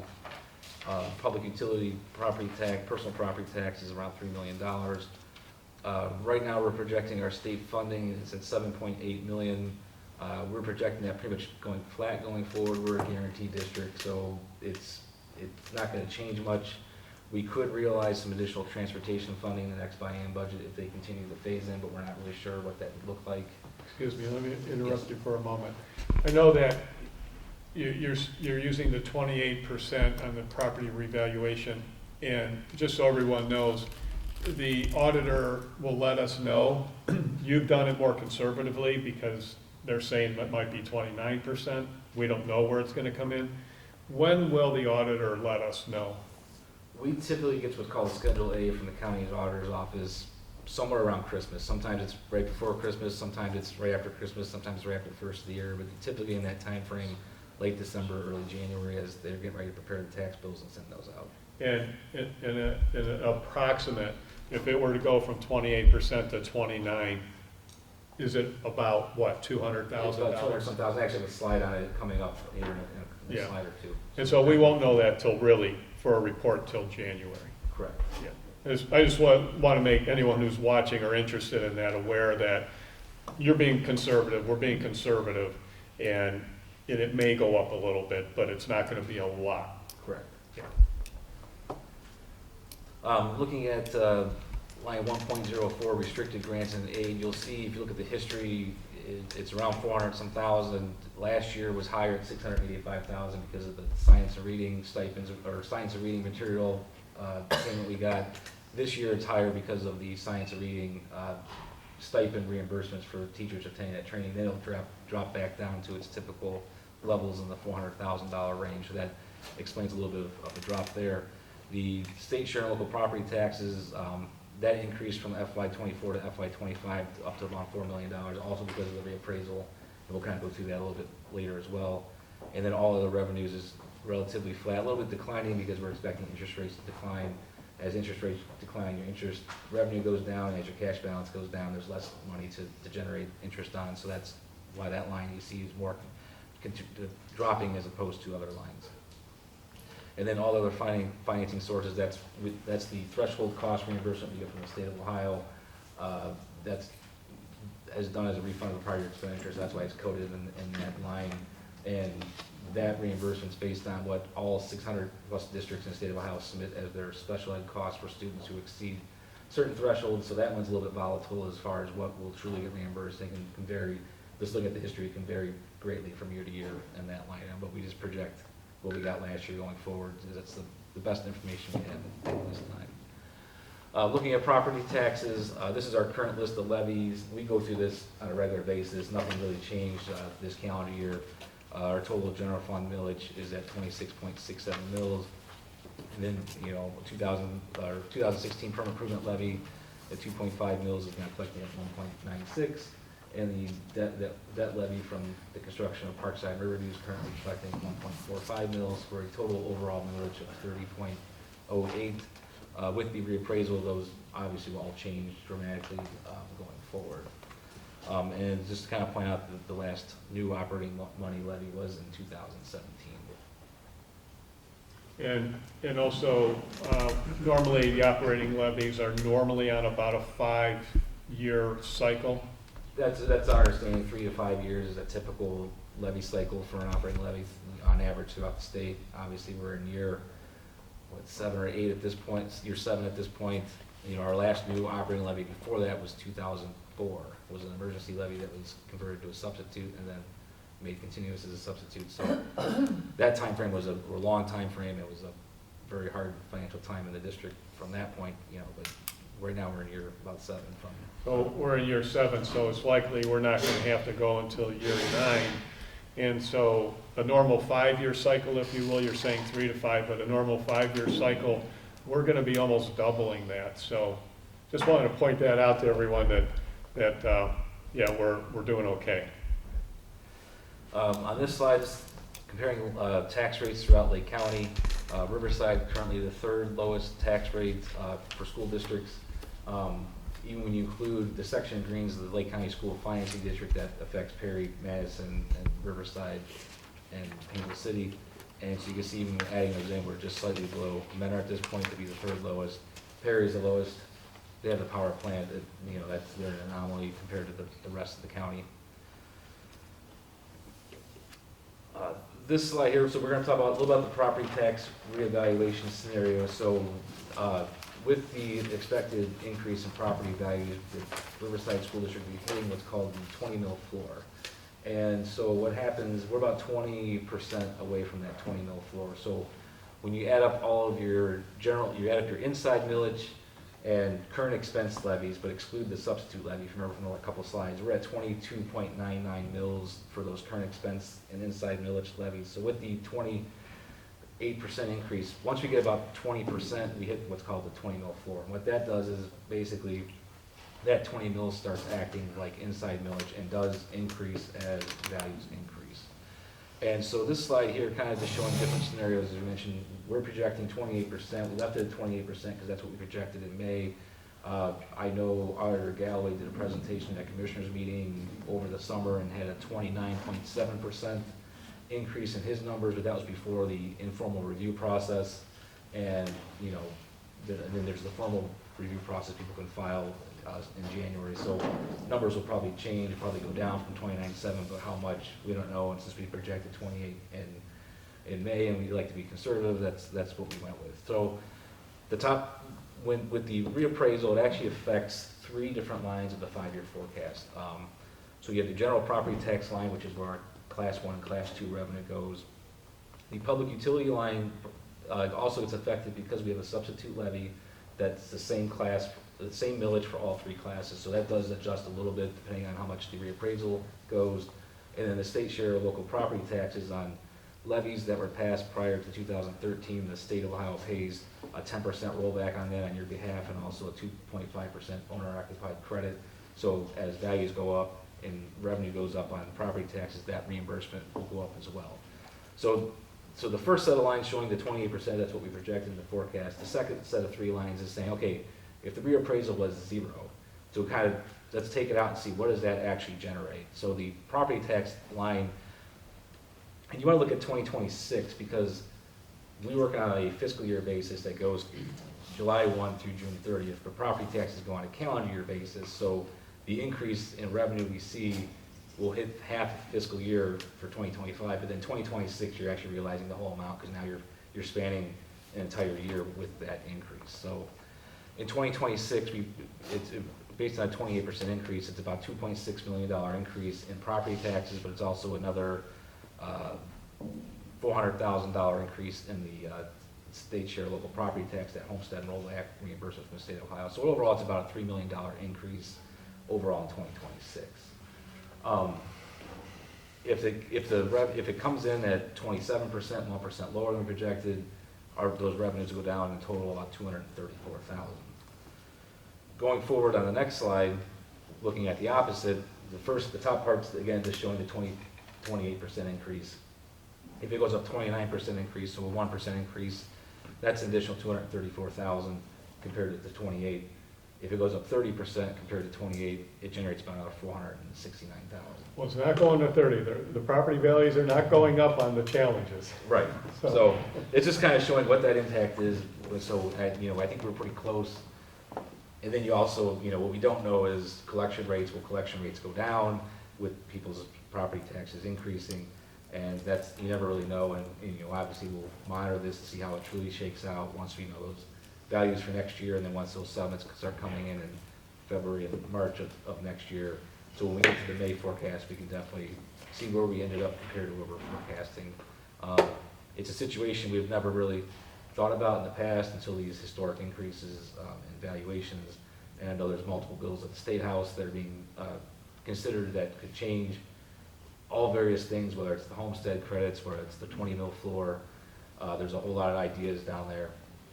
What will truly happen, we don't know.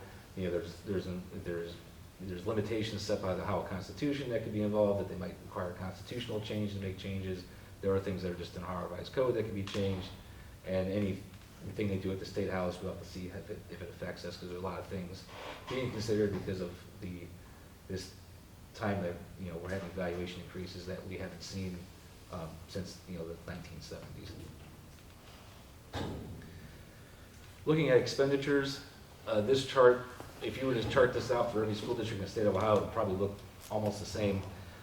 Salaries is about $32.8 million, or 58% of our budget for general fund. Employee retirement and insurance benefits is about $14.4 million, or 25%. So those combined is about 83% of our budget. Salary benefits for service organizations, that's our biggest expenditures. Purchase services is, instructional service we pay for, services through the ESC, utilities, and any other contracted services go through that line. That's about 12% of our budget, or $7 million. Supplies is just shy of 1.9 million, or 3%. It's a little bit higher for fiscal year 2025 because of we got that money last year for these science and reading curriculum materials where they were purchased in this fiscal year, so we had a little bit of an increase in this year, about 200,000 over what we typically spend. But even then, it's only about 3% of our total budget. This next slide kind of shows all of the expenditure lines. So you'll see, the personnel services, our salaries, we're at 32.8 million. We're expecting that to increase to 34.5 million and 36.5 million in 2027. Employee retirement benefits and insurance benefits, those ones are expected to increase due to our larger than normal increase in health insurance as we work to kind of figure out what we do going forward with that. Purchase services is about $7 million projected. You'll notice that went down from last year. Part of that is we were employing school psychologists through the ESC. We've hired those in-house, so our contracted purchase services are going down, but our personnel services, our salaries went up because we brought them in-house. And then you'll see supplies, it went up. It's higher this year than the future years because of that one-time purchase of those high-quality instructional materials.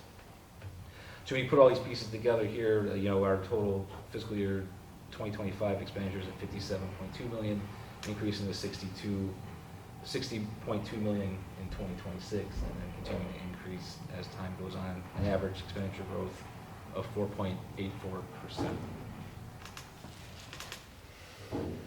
This slide here kind of shows our ending cash balance. It's showing 3 years of actual data, and then the current fiscal year and projecting years going forward.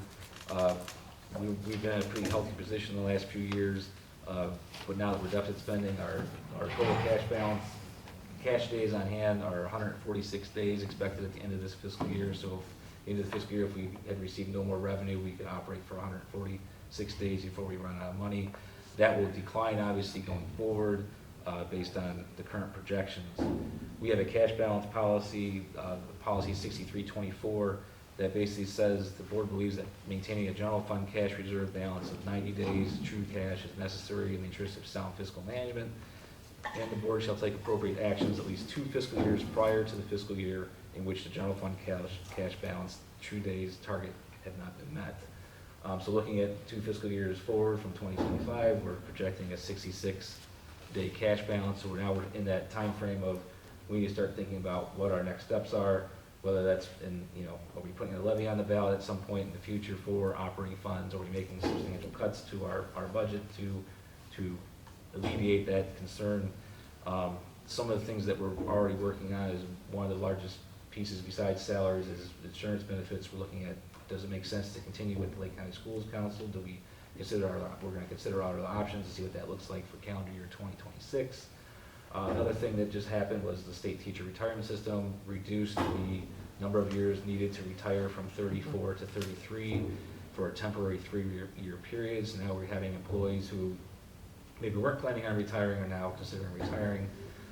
Anytime someone retires, typically based on salary schedules, someone that's high on the salary schedule is retiring, and then you bring in someone, obviously it's not that high in the salary schedule, resulting in savings, but we haven't projected that because we don't know what that looks like yet, because that just happened last week, which kind of goes to the point of the forecast is based on the best information available at the time. We continue to analyze things as things move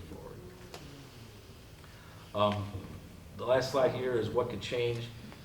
Basically, just looking at, obviously the biggest question is what's going to be the final result of the Lake County reevaluation, and will there be legislative changes to property taxes that will directly affect us? Also, the state biennium budget, what does that look like? Will they continue to phase in the new formula? Will there be a new formula that comes out?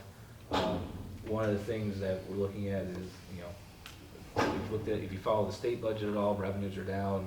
They're not in as good a position as they originally projected when they created this state budget. So will they continue to phase in? Will they slow down the phase in of the school funding formula?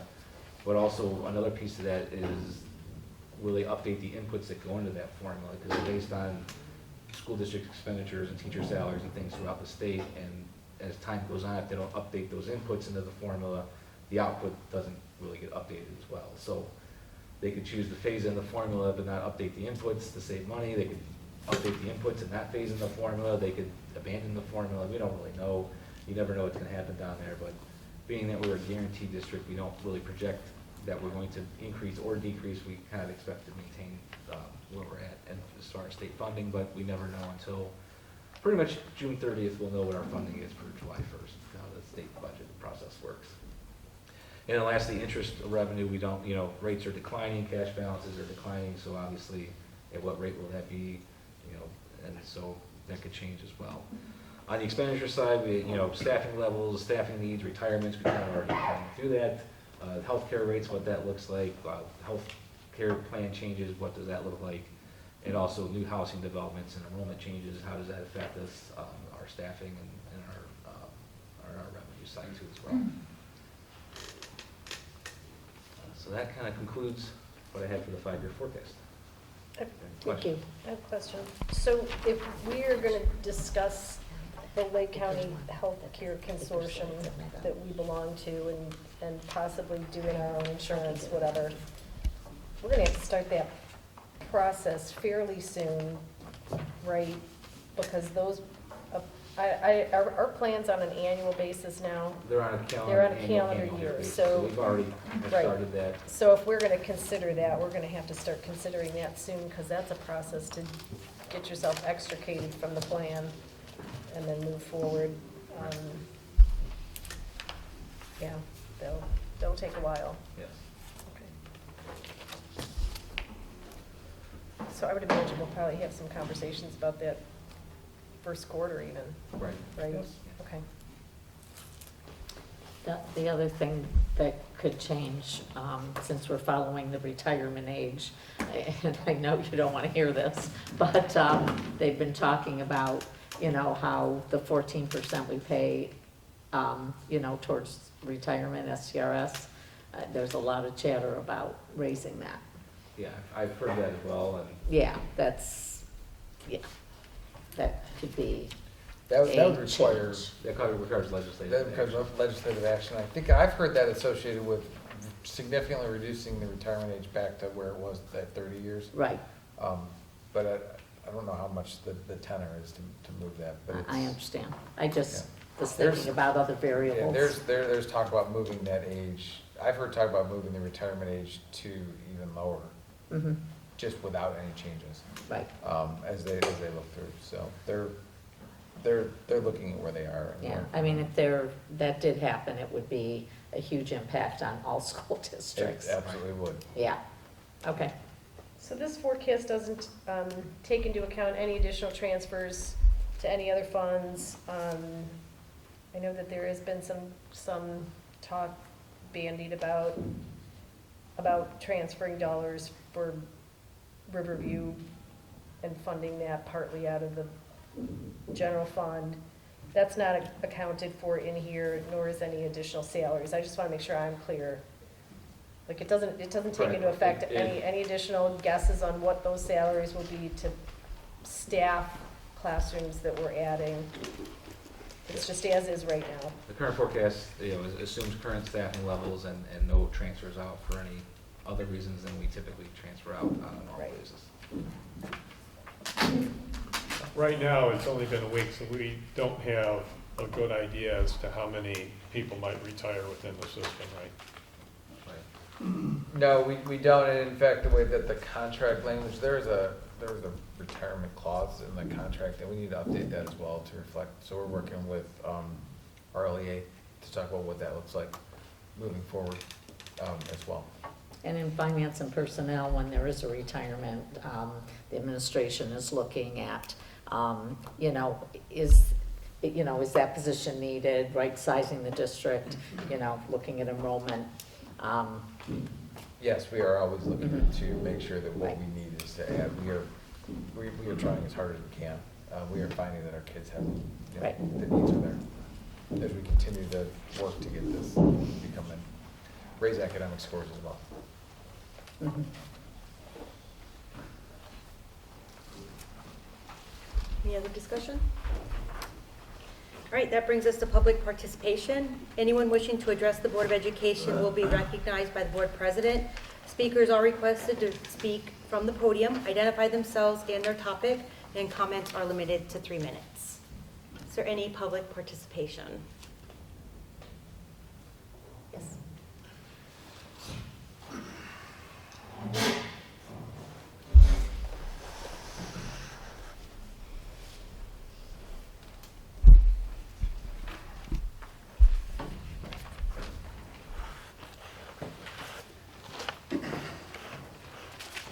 Chris Weiss from Leroy. I wanted to first of all thank Mrs. Cavell and Mrs. Bartholomew for the outstanding job they did with the veterans function, and any other teachers, if I forgot you, I apologize. I was really impressed with the overall event, and especially humbled by the clap out that we got by, it seemed like the entire school, student body, and most of the teachers. That was wonderful. I thank you for that. Now I got to move to a sad note here. It seems, Mr. Official, that you intend to run a 3-person board and just leave Ms. Grassi and Ms. Kerniski in the dust here and do your own thing, which is really unfortunate. Because let me tell you something about what I observed here tonight, is that nobody here understands this project to build this CTE lab, okay? From the very first thing, 6,300 square feet at $3.1 million, that's $492 a square foot. That doesn't pass a sanity check, especially when you layer into the fact that apparently it doesn't include the mechanicals and the contents of the building, the interior partition build out, okay? On a construction project, you have 5 main elements: pre-construction, structural shell, mechanicals, interior build outs, and the contents, okay? And when you say to Mrs. Malacher, 20 grand, no big deal. Do you know how much a plasma table costs for a welding lab? 50 grand, okay? We're not talking chairs and all that kind of stuff. We're talking industrial equipment, okay? You're going to need to bring in 3-phase power. You're going to need a switchgear room, load centers, 3-phase power, bus ducts, and the whole 9 yards. And the other thing is that air handling system, as you call it, that's not an air handling system. That's a fume extraction system. And it is absolutely critical to having a welding lab, okay? If you're just gonna have these kids weld 10, 20 cold rolled steel, you still gotta extract the fumes. But if they're welding stainless steel, galvanized steel, hard facing alloys, you're dealing with hexavalent chromium, nickel, heavy metals, okay? Remember the Aaron Brockovich movie? Hexavalent chromium. You weld stainless, you got it in the air, okay? If you don't design that system properly, and you can't just take the one you have and cobble it back together like a shoemaker, okay, to go into the other building. It's got to be designed for it. Be prepared to spend $300,000 to $500,000 on that alone, okay? I think that you guys are headed for a financial disaster with this project because you don't have the first clue about what the heck this all encompasses. And you want to rush to go ahead and vote to spend the money on it when you're completely ignoring what the community has asked for, which is the addition on Lamouth and improvements to Buckeye and Melridge. Thank you. Thank you. Any other public comment? Great. That brings us to our consent agenda items. First up is finance and audit.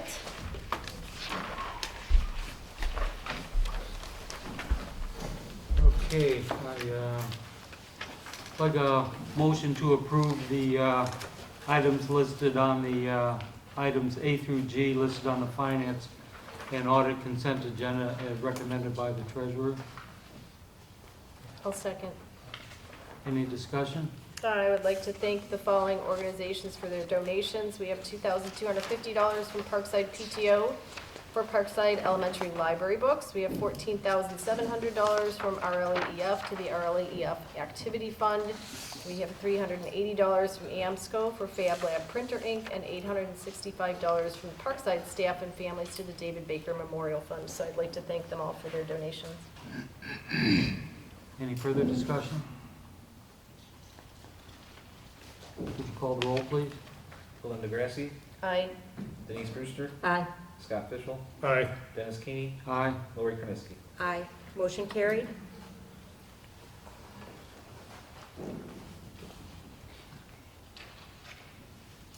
We have item I as a separate item I, yeah. Okay, so now we have item I, which is the 5-year forecast. So it's a resolution to approve the 5-year forecast for November 2024 and authorize the treasurer to file with the Ohio Department of Education and Workforce. Do we have a motion? Second. Any discussion? I just want to make commentary that I had asked that this be put on separately. I have some concerns that we don't have some of the things on the 5-year forecast, and Gary and I have talked about this, that relate to the addition of Riverview. I wanted to make sure that we included that. I know it's not on here. I'm not gonna vote down the 5-year forecast. I get it, it's an estimate. I just wanted it separate so that I could make that commentary. I wanna make sure that we preserve the focus of the general fund on the education of students, and that when we're talking about financing and whatnot, that we actually move away from conversation from the general fund and move that where it belongs to either PI or additional dollars that we're gonna get elsewhere. So, that's all. Okay. Any further discussion?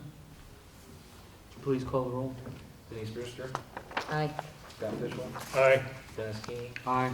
Lori Krenisky, Aye. Belinda Grassi. Aye. Motion carried. That brings us to personnel. Personnel. I'd like a motion to approve the items listed on A through H on the personnel consent agenda as recommended by the superintendent. Do I have such a I motion? second it. Second. Any discussion? Hearing none, please call the roll. Scott Fishel, Aye. Dennis Keeney, Aye. Lori Krenisky, Aye. Belinda Grassi, Aye. Denise Brewster. Aye. Motion carried. That brings us to curriculum and programming. Okay, we have one item on the Riverside indoor track proposal, basically affording the student athletes to train throughout the winter months and prepare for outdoor track season. And so that's basically what it's about. A motion to approve item A as listed on the curriculum and program consent agenda as recommended by the superintendent. Is there a second? Second. Any discussion? Please call the roll, Mr. Pepperell. Dennis Keeney, Aye. Lori Kniske, Aye. Linda Grassi, Aye. Denise Brewster, Aye. Scott Fishel. Aye. Motion carried. That brings us to the first reading of the policy. There's no vote for that, and also the Board of Education handbook. And that brings us to. So is Chuck the one that's going to read through all these? We can read them now, we can just start now and cozy up, we'll still be here. If you do have feedback on it, please send it to me, and I will share feedback in a consent item in a Friday packet prior to the board meeting. Great, thank you. That brings us to Board of Education business. Any business? I just want to say, I attended the, This is actually. I'm sorry, this is Mr. Fischel's. Sorry. oh, sorry, I didn't know. The next item is the Board of Education update. Okay, Do this. go ahead, Okay. update. I'm getting there It's as I'm reading through. below the handbook. Number 14. Yeah, I was just Oh, the Board of I was just reading Education, through the sorry. pages, so thank you for your patience. The Riverside Local School District Board of Education will send out by email a communication to the Riverside Local School District to inform about the progress, planning, direction of the Board of Education. The Board of Education designates Scott Fishel to meet with Director of Marketing and Communications on Monday, November 25th, 2024, to formulate the email communication. The email will be sent on Monday, November 25th, 2024. Do I have a second? I'll second. Any discussion? Can you please call the roll? Lori Kniske, Nay. Linda Grassi, Nay. Denise Brewster, Aye. Scott Fishel, Aye. Dennis Keeney. Aye. Motion carried. That brings us to Board of Education update.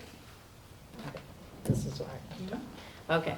I had the opportunity to attend the OSBA conference, Ohio School Boards Association, and there's a trade show there, but which really afforded us an opportunity to look at the latest in air conditioning and other types of anything from furniture to services. And so that was really great to see. And then a lot of different presentations on a variety of topics. And I'm going to summarize those and share them with the, appropriate administrators, especially, curriculum. I try to focus on curriculum a little bit. So thank you to the district. I know Dr. Rotino and Mr. Platko and Dennis Keeney and I were down there, and it was very worthwhile. It was very informative. Yep. Any other Board of Education updates? All right, that brings us to our work session on board communication.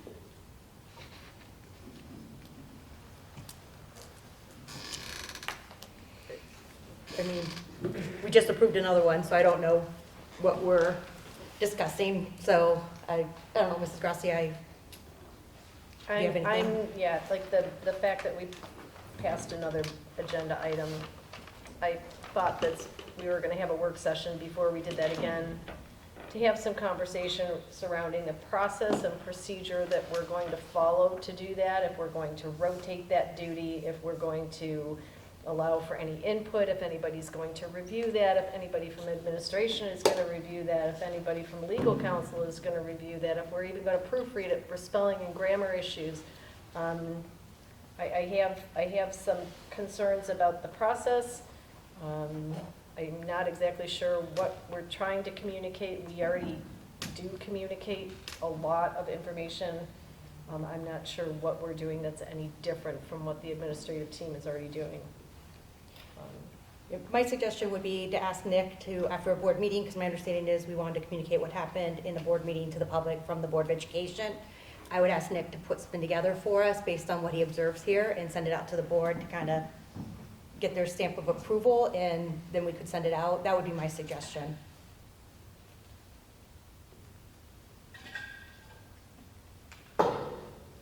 So So I think the current process is that everyone on the board has input, but we can't discuss it because of the sunshine law. But, and that time period was extended over a weekend so that that could take place. But then, just correct me if I'm wrong, but is it Mr. Fischel meets with Nick and he reviews it for any suggestions and then it's sent? So Again, it's not when you about talk about input. review, It's about the review, and again, it's from one person's perspective. I don't think that what's been communicated to the district has been totally factual. I think there's what some people perceive as fact, but we don't have the information saying it is. I don't know that Nick is correcting Mr. Fischel, during their discussion.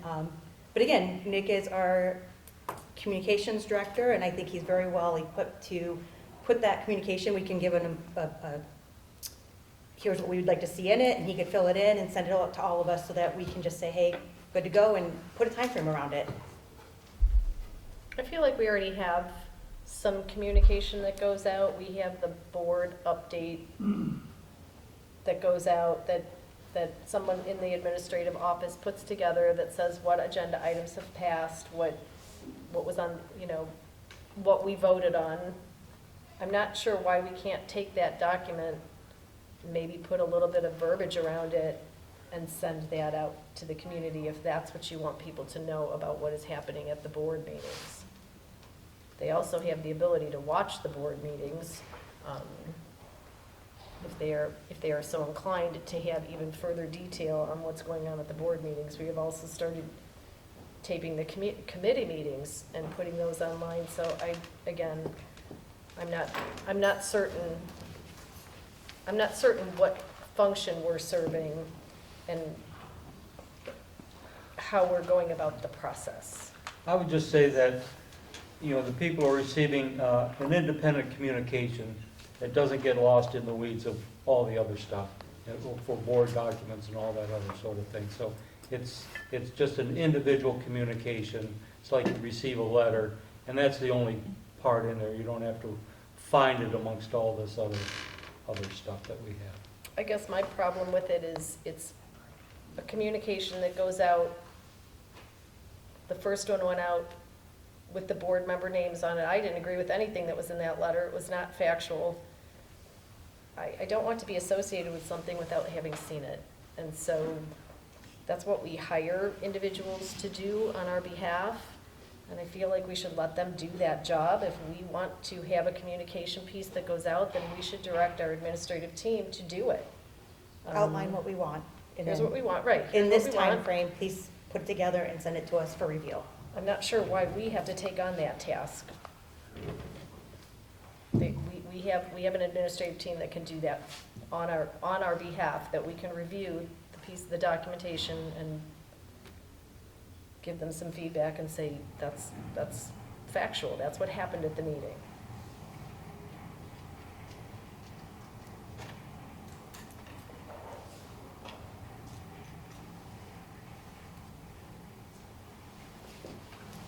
So I guess, does anybody have any concerns with Nick preparing it for us the day after the board meeting, if you're in office, right? And then we can say right now, tell them what we think should be in it, and then send it out. And if we can get back to you over the weekend, say good to send, it'd go out on a Monday. So we're following a certain process right now, and so based on that and the several discussions we've had in previous meetings, I think we're moving along the same path of discussion that we've already had several times. So at this time, I move to postpone indefinitely this topic. Do I have a second? I'll second. This is a work session. Mr. Seeds, can you help us out here? We're in a work session, we're not in a voting session. We're trying to come up with a process on how we communicate as a board to the district. Is that something that we can do? Is to indefinitely postpone the discussion? Yes, that would take priority over taking action. You can postpone it indefinitely. We would not be able to address it tonight during the meeting, but it could be reconsidered at a later time, at a later meeting, by a vote to reconsider it. I'd like to know what purpose that serves. Somebody gets his way, that's what it serves, so. It has been postponed indefinitely, I think we have to take a vote, correct? It must be voted on, yes. Yes. Okay. Is that, We're postponing the discussion. if it's a table or a postponement, is that a majority? It doesn't kill it. It only means that it is postponed indefinitely until a later time when the board decides to bring it up to discuss or take action. So does that mean we shouldn't be seeing individual resolutions on the board agenda again until we discuss it? I'm not sure it means that. You can see it on future agenda items. It would just mean to take action, you would need to have the board agree to take, by majority vote, to take action on it. So, thank you. So what I guess what I'm taking away from this is we are postponing discussing, making a process or procedure by which this happens, and we're going to indefinitely postpone conversation around process, and we're just going to shove it on the board agenda every meeting and not ever discuss the process. I just want to make sure I'm clear on what we're agreeing to here. That doesn't seem collaborative at all to me, but that's just me. I would like to know, because is that what we're saying we're doing? Because if that's the process that we're going to follow now, I can't wait to see how we follow that same protocol going forward for lots of other things. But we're just going to postpone that discussion. We're not going to have discussion. And I just find it amazing that the person doing it is the same person that would bring up responsive classroom multiple times after we voted on it. And we listened, we allowed them to have their voice, and just be, the same kind of thing, so. I think we're kind of getting off the subject. No, we're not. Talking about this one thing. Yes, Yeah, we're we're talking about asking about something. having a discussion about how we communicate. And you're how pretty we much create a saying. process. Yeah. Well, So again, let's vote on it. I don't think there's value in discussing it any further. So can you please call the roll on that, Mr. Placco? To clarify, we have a motion to postpone this discussion indefinitely, which was motioned by Mr. Fischel and second by Mr. Keeney. Do I have that correct? Yeah. Okay. Lori Krenisky, Nay. Linda Grassi, Nay. Denise Brewster, Aye. Scott Fischel, Aye. Dennis Keeney. Aye. Motion carried. All right, that brings us to our working session for draft facilities plan, please. Okay, so excited to present the draft of the facilities plan. I shared the first reiteration. I got some feedback from board members, included that into the second draft, which is in your packet. Should be in your portfolio tonight in full discussion. Go over some highlights of it, and we can have some discussions as to what else to make changes, and hopefully have this voted on next month as well from the board. So the facility plan, it was developed taking into account feedback from a variety of stakeholders and current Board of Education initiatives. Some of that feedback that we did, we had some stakeholder meetings, we had an online survey and feedback from there. We had this core team input and guidance along that, two visioning sessions, and then obviously we're reporting on recent and current district facilities projects. Wanted to include that into the process. Part of that is the concept of the Bioloski reports and working towards that, as well as our safety and security vestibules from that aspect. And then just as a note, over 200 plus stakeholders provided input and had some part in shaping a part of this facilities plan as we move forward with it. So it is divided, the draft is divided into two segments. They're 5-year segments. It was requested to do a 10-year facilities plan. Segment 1 highlights and addresses existing facilities conditions and current work in progress throughout the district. It includes the completion of upgrades in progress, so both the CTE addition as well as the Riverview addition that has gone.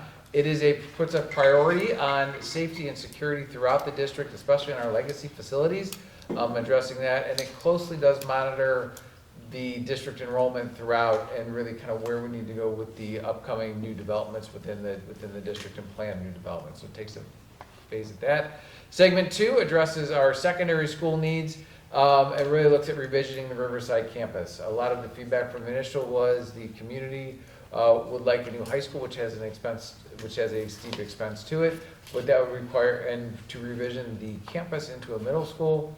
What does that look like along the way? How do we do that? Where are the resources there in that point? And kind of does enrollment drive that we are going to need this, and to what size? You don't want to build, as we mentioned, you want to make sure you right size the building as well. So we'll be able to see that coming through with our incoming kindergarten class sizes and everything, because they will be one of the first classes to be into it. So some of the highlights in segment one, it's the initial 5-year long-term facilities project that focuses on the facility equity or legacy buildings. Again, it does include the current projects in progress, CTE, the addition of Riverview. The next major project in that is an 8-classroom addition at Buckeye Elementary to replace the modular units that are there. We have 6 classrooms and modular units there now, and they've been there for an extended period of time. We think that that's and it came out loud and clear, especially in the visioning sessions, that those classrooms and safety needs to be a priority by putting those students into brick and mortar. Built to the standards of the 2 new buildings is incredibly important to our community, and making sure that it happens. So that is part of that. And otherwise, district-wide upgrades, as mentioned in the Bialowski reports, including masonry, roofs, windows, lightings, additional critical and potentially critical as determined by buildings and grounds. Coming up, and I could not mention it, it is a separate fund, but we will need other funds to go with it, is the replacement of the athletic turf. We believe we still have about 3 years of life left in our current athletic turf, but we do need to replace that at some point in the near future within this 5-year plan, so that needs to be addressed on there. And then additional upgrades at Lamuth. The largest thing that came back from all of our stakeholders in any session at all that we had was our legacy buildings need air conditioning, so to provide HVAC to those, as well as some of our original, we have talked about original restrooms because the parts are no longer available, making them more energy efficient, what that looks like moving forward, and some of those other projects. In segment 2, it's got the secondary school focus to it. It looks at the construction of a new secondary building and really continuing to engage the community throughout the process. Part of the core team, when we looked at the consensus of the survey, as well as even in our visioning sessions, we're continuing to engage us throughout this. We want to have a voice. We want to continue to have a voice about that. There is concern about the monies that we need to pass to fund a new high school that's wanted, and can we do that? We cannot do anything in any type of new secondary building without passing an additional bond issue with additional money. So that is a priority that comes out to it. So really kind of getting the why out and getting community buy-in behind it and the needs that are there. And also looking at these non-academic community partnerships that we can continue to build on with this as well. So what does that look like? It also includes the revisioning of the campus, whether we're either remodeling it as a high school or revisioning it as a middle school. Community field house upgrades. There are some that are listed in the Bialowski reports and the assessments that we need to do. A revisioning of Melridge. As we look at our enrollment and continued enrollment, where that is, we want to take a look and take a step back to really see what we can use that building for.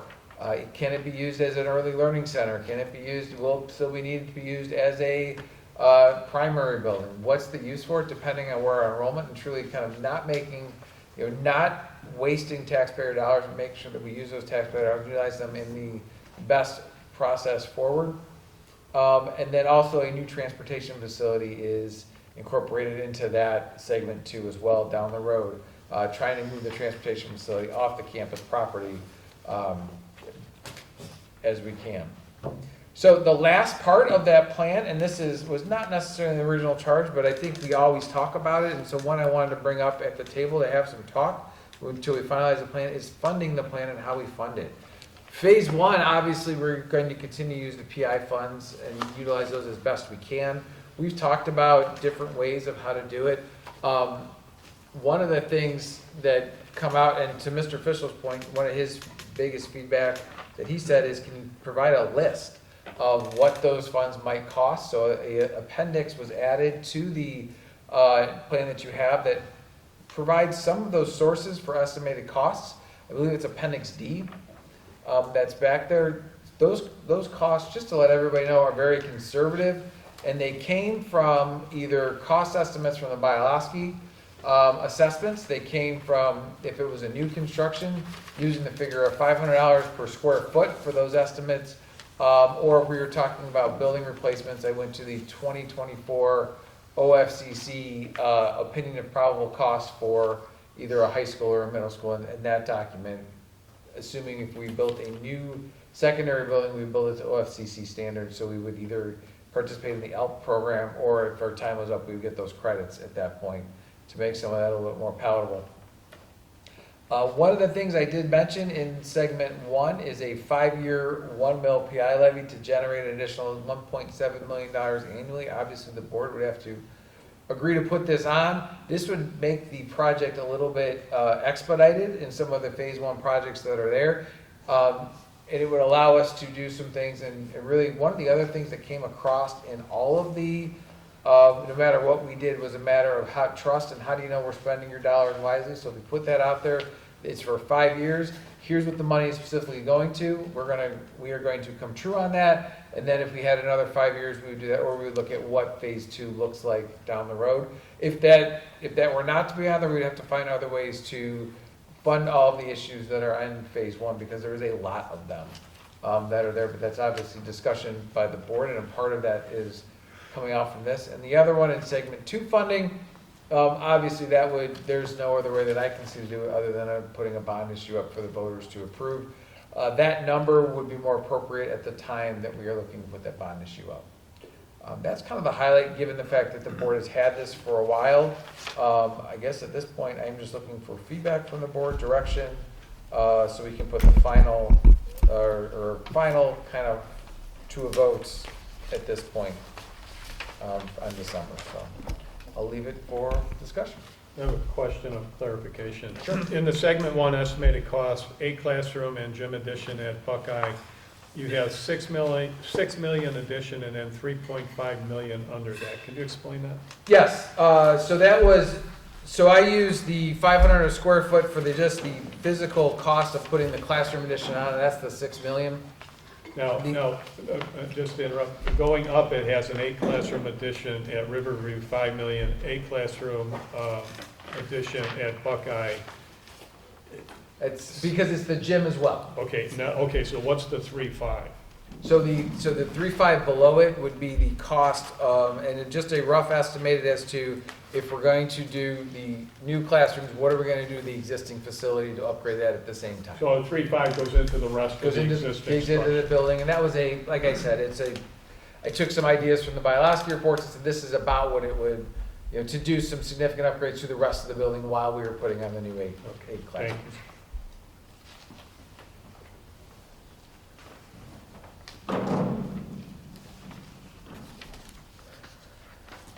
The, one thing I wanted to ask, just for clarification, proposed project timeline on Buckeye.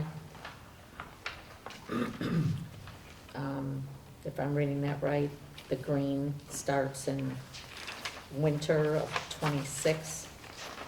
Yes, the thought of that in the winter of '26 is definitely close out where we're at with at least one of the major projects, make sure that we have enough available cash to certify the next steps with the architect, start with the planning and all of that, and get that done. This was a kind of we're moving it forward in a kind of a sequential matter. These timelines are subject to change. We can move them forward.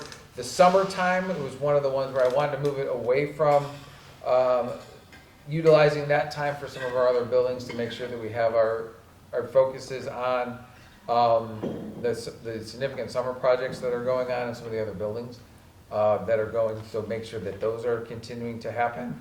Because I know that our summer, we have a short time, we have students not in buildings, so in our buildings that have students, we want to make sure we're in there to do some of the upgrades that are there. But then the next building project I targeted for winter of '26. In the first draft, it was spring, and I've moved it back a little bit per our conversation, wanting to move it up as much as we can. I think we can do some other things as well. Again, a lot of this is subject to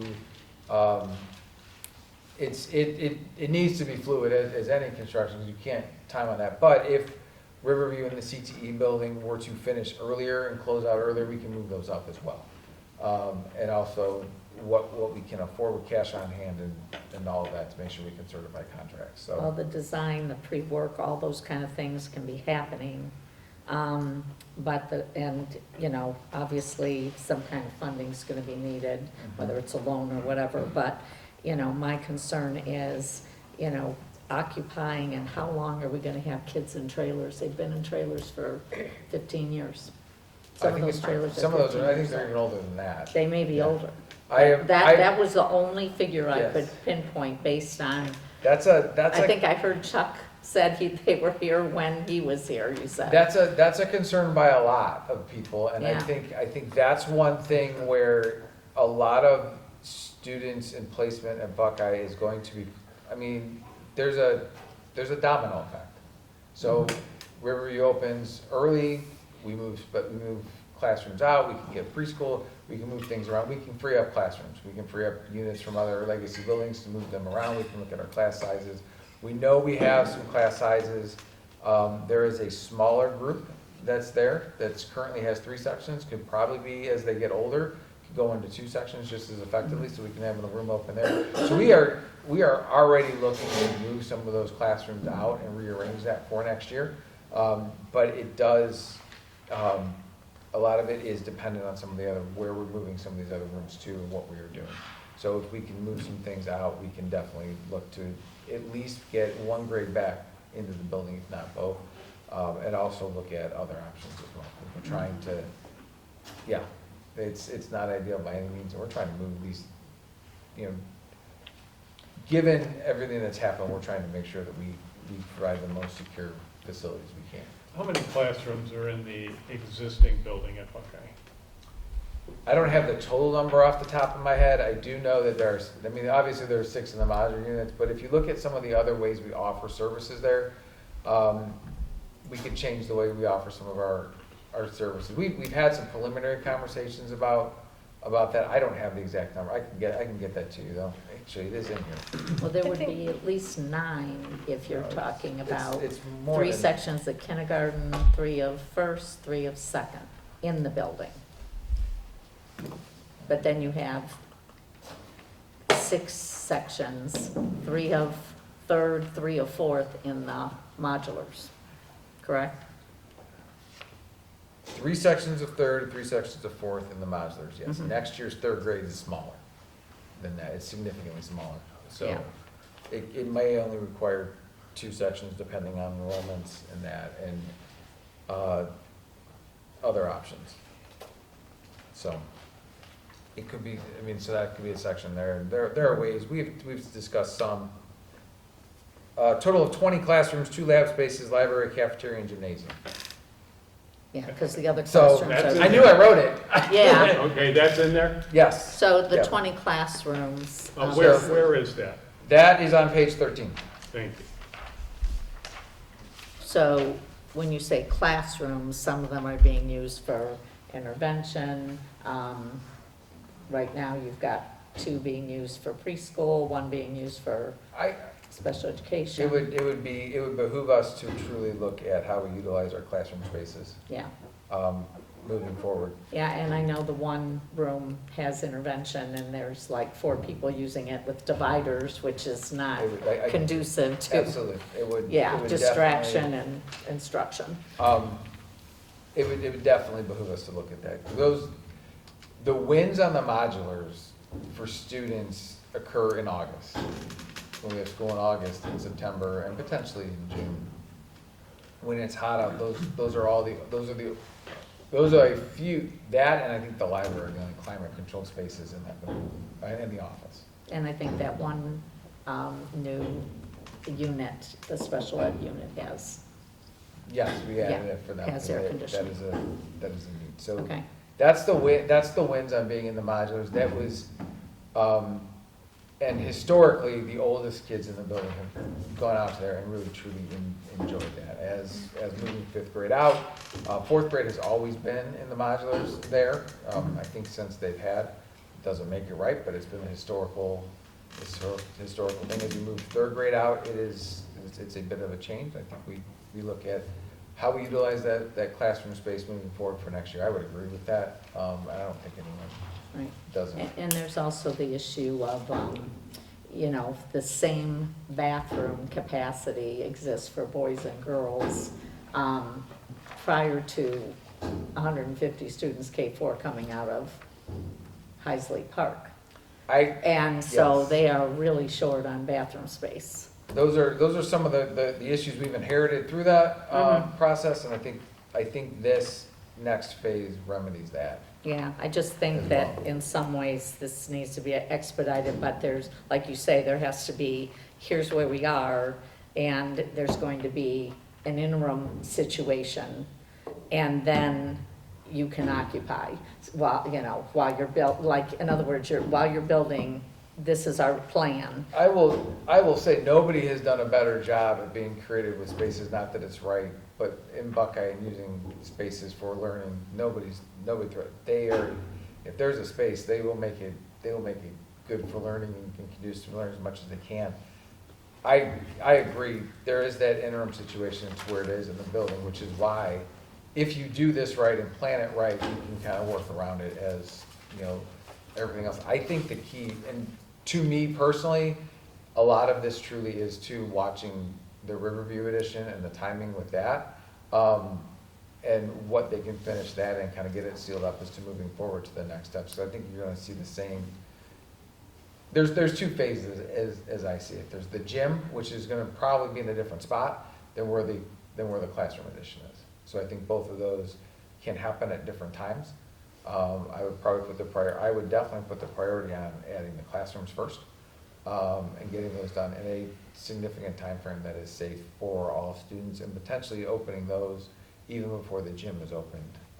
But I don't pretend to be a construction professional, nor do I know how it's done that way, so I think that would be something to. Are you, when you said the gym would be in a different space, different place, are you envisioning the gym in the front of the building? That was one potential space for it, would be in the front. There's a lot of space at Buckeye. It could be off a different branch in the back. It could be in the middle. We could build the classrooms off the middle space in the courtyard there and shift the playground back. There's a number of different avenues for it. I think what I've learned from even just the CTE and the concepts that come from it, architects have a special set of skills. They can envision things, and they've done a lot with those. With that work, and I think that is really again, it goes back to design, but finding the right person to put it there, to make sure. I would think the first priority to anything at Buckeye would be leveling the parking lot, and that can be done at a different spot, and reconfiguring that so we can get more parking, kind of move things around and look to rebuild out as a part of that process. But that again has to happen when staff and students aren't there. So. Right, because if the gym were to go in the front, you'd be moving into the parking lot, so for sure that would have to be changed. Mm-hmm. That would be a part of any recommended upgrade, and you talk to all the Buckeye families and the feedback we have from Buckeye families. When we have, and it's similar to the Riverview feedback, when we have an event there, parking, we have a family event, parking is at a premium. And even in looking at if we took out some of some of the spaces, the green, and just made it a paved lot, we could add a significant amount more spaces that can handle those, and even bring parking in other areas. It's a deep property. Right, and so in looking at that, I've spoken with Ryan Schmidt at TDA, and one of the biggest challenges with the gym in the front is the access for food deliveries and other things, and the utilities, and it would be a significant challenge to put it in the front. It might not be the best location for it because of the challenges. Absolutely, I think that is a challenge to really put it to where it is now. I think where that utility room is now. When you're building 8 classrooms, that might be a consideration, and also looking at part of the upgrades in that would be considering the mechanicals that are in there throughout the building, and trying to get the rest of the building to the same specs as, so HVAC throughout. Can we move some of those mechanicals? Is that doable? And is it affordable? The other part where the gym could go is right behind. There's that hallway there where they come out. The gym can go right behind there in that courtyard. It's not the prettiest look. I mean, you can build it with design a little bit, but you can put it back there as well. In-school design, I know in the modern, when we build a new building, we built Parkside and Riverview, one of the real things they tried to do is keep the loud spaces in one part of the building and keep the learning spaces in a different part. And I think that's, if we can find ways to do that, that would be a benefit to it. I think Ryan, in working with Ryan, he will come up with a number of, or if TVA is the architect we go with, or any architect will come up with those spaces to really look at it and design this in a creative way. Right, and the obvious outflow from that statement is you want to have your same team as much as possible. I would. Yeah. I would suggest putting the gymnasium at the rear so it has connection with the fields back there, because the ball field will need to be redone, the basketball court will need to be redone, just because you're going to be encroaching on that space with any new addition. Sure. So- I don't believe, they don't have a baseball, or they do have a baseball, but I don't know if they use it or not for community events. I think most of them use Concord.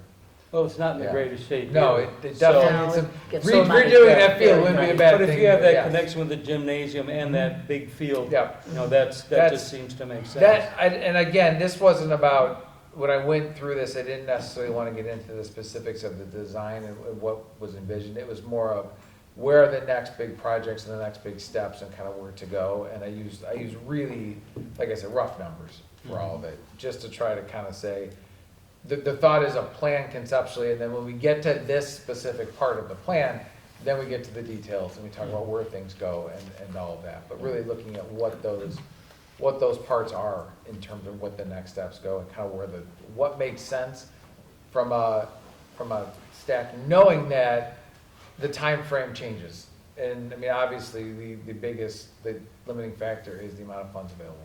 So I have a question on that end. So when we did the facility plan, the initial facility plan, it was all contingent on funding. And so the plan wasn't going to move forward unless we had dollars, and we had to go back to, we asked the public for dollars for phase one. They approved it, which means then we had the funding available to move forward with 2 new schools. We also knew at that time that if we didn't pass that levy, that we were going to close Lamouth and we were going to go down a different path. Everybody was aware of that. Close Leroy. So yeah, sorry. I said Lamouth, didn't I say Lamouth? Yeah, no, it's an L school. Leroy.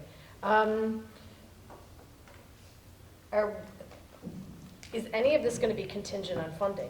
Because at the end of it, timeline, this is a lot so of dollars. There's a lot of dollars, and it's a lot of it, number one, timeline is absolutely contingent on funding. I mean, I don't want to go out to the public and say, hey, here's our facility plan, this is what we're going to do, but we have no plan on how to pay for it, so it's just going to sit in limbo.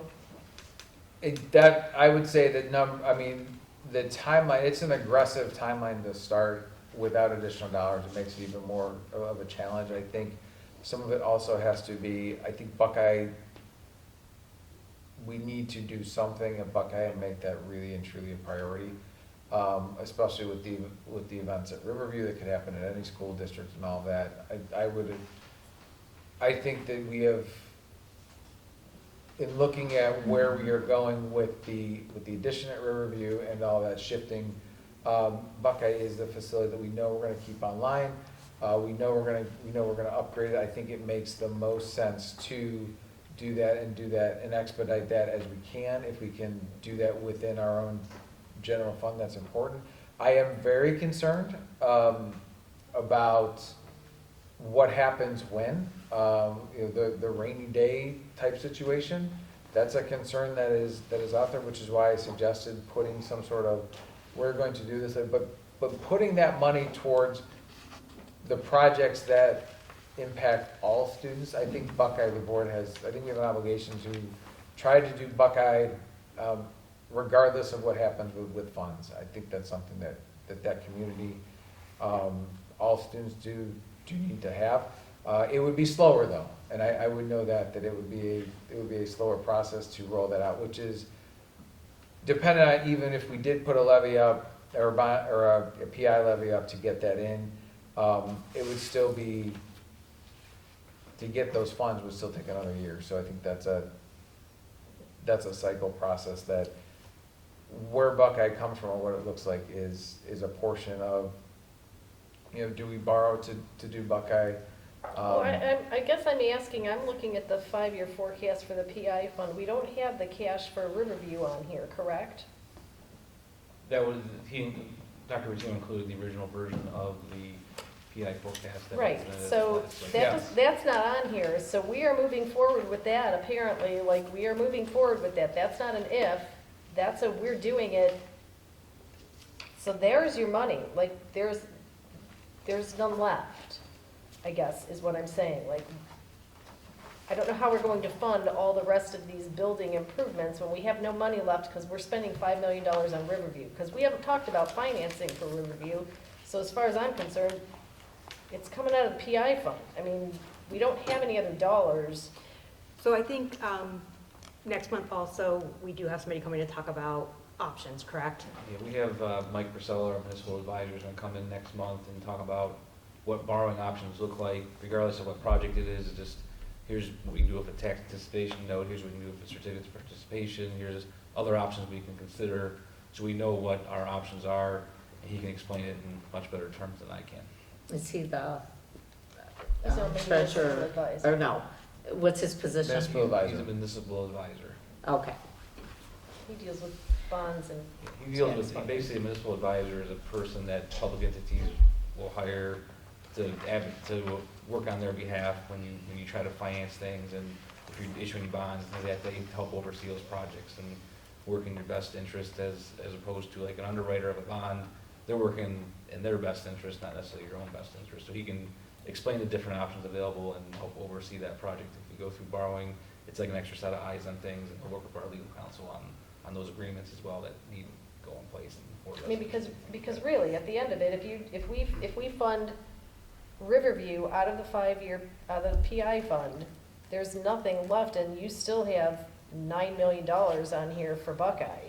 Well, we're not gonna be able to pay for that, let alone, $1.3 million for masonry work at the campus. I get it, these are estimates and whatever, but, $2 million for Lamouth, it's a lot of money. We're putting the cart before the So horse are again. you asking that we have a better funding? I mean, again, because I think today's discussion Right. is really on the Yeah. plan, so Right. there's So specific that feedback. said, I added Yeah. some ideas for funding, but really and truly wanted to get the concept of the plan and present that, kind of what we had from all the feedback.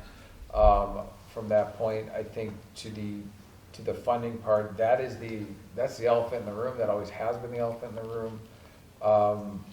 With us kind of moving forward, I think that, in terms of borrowing in some sorts, I think we may want to consider that. I would leave that more to Mr. Platko and, to kind of give where his comfort level is.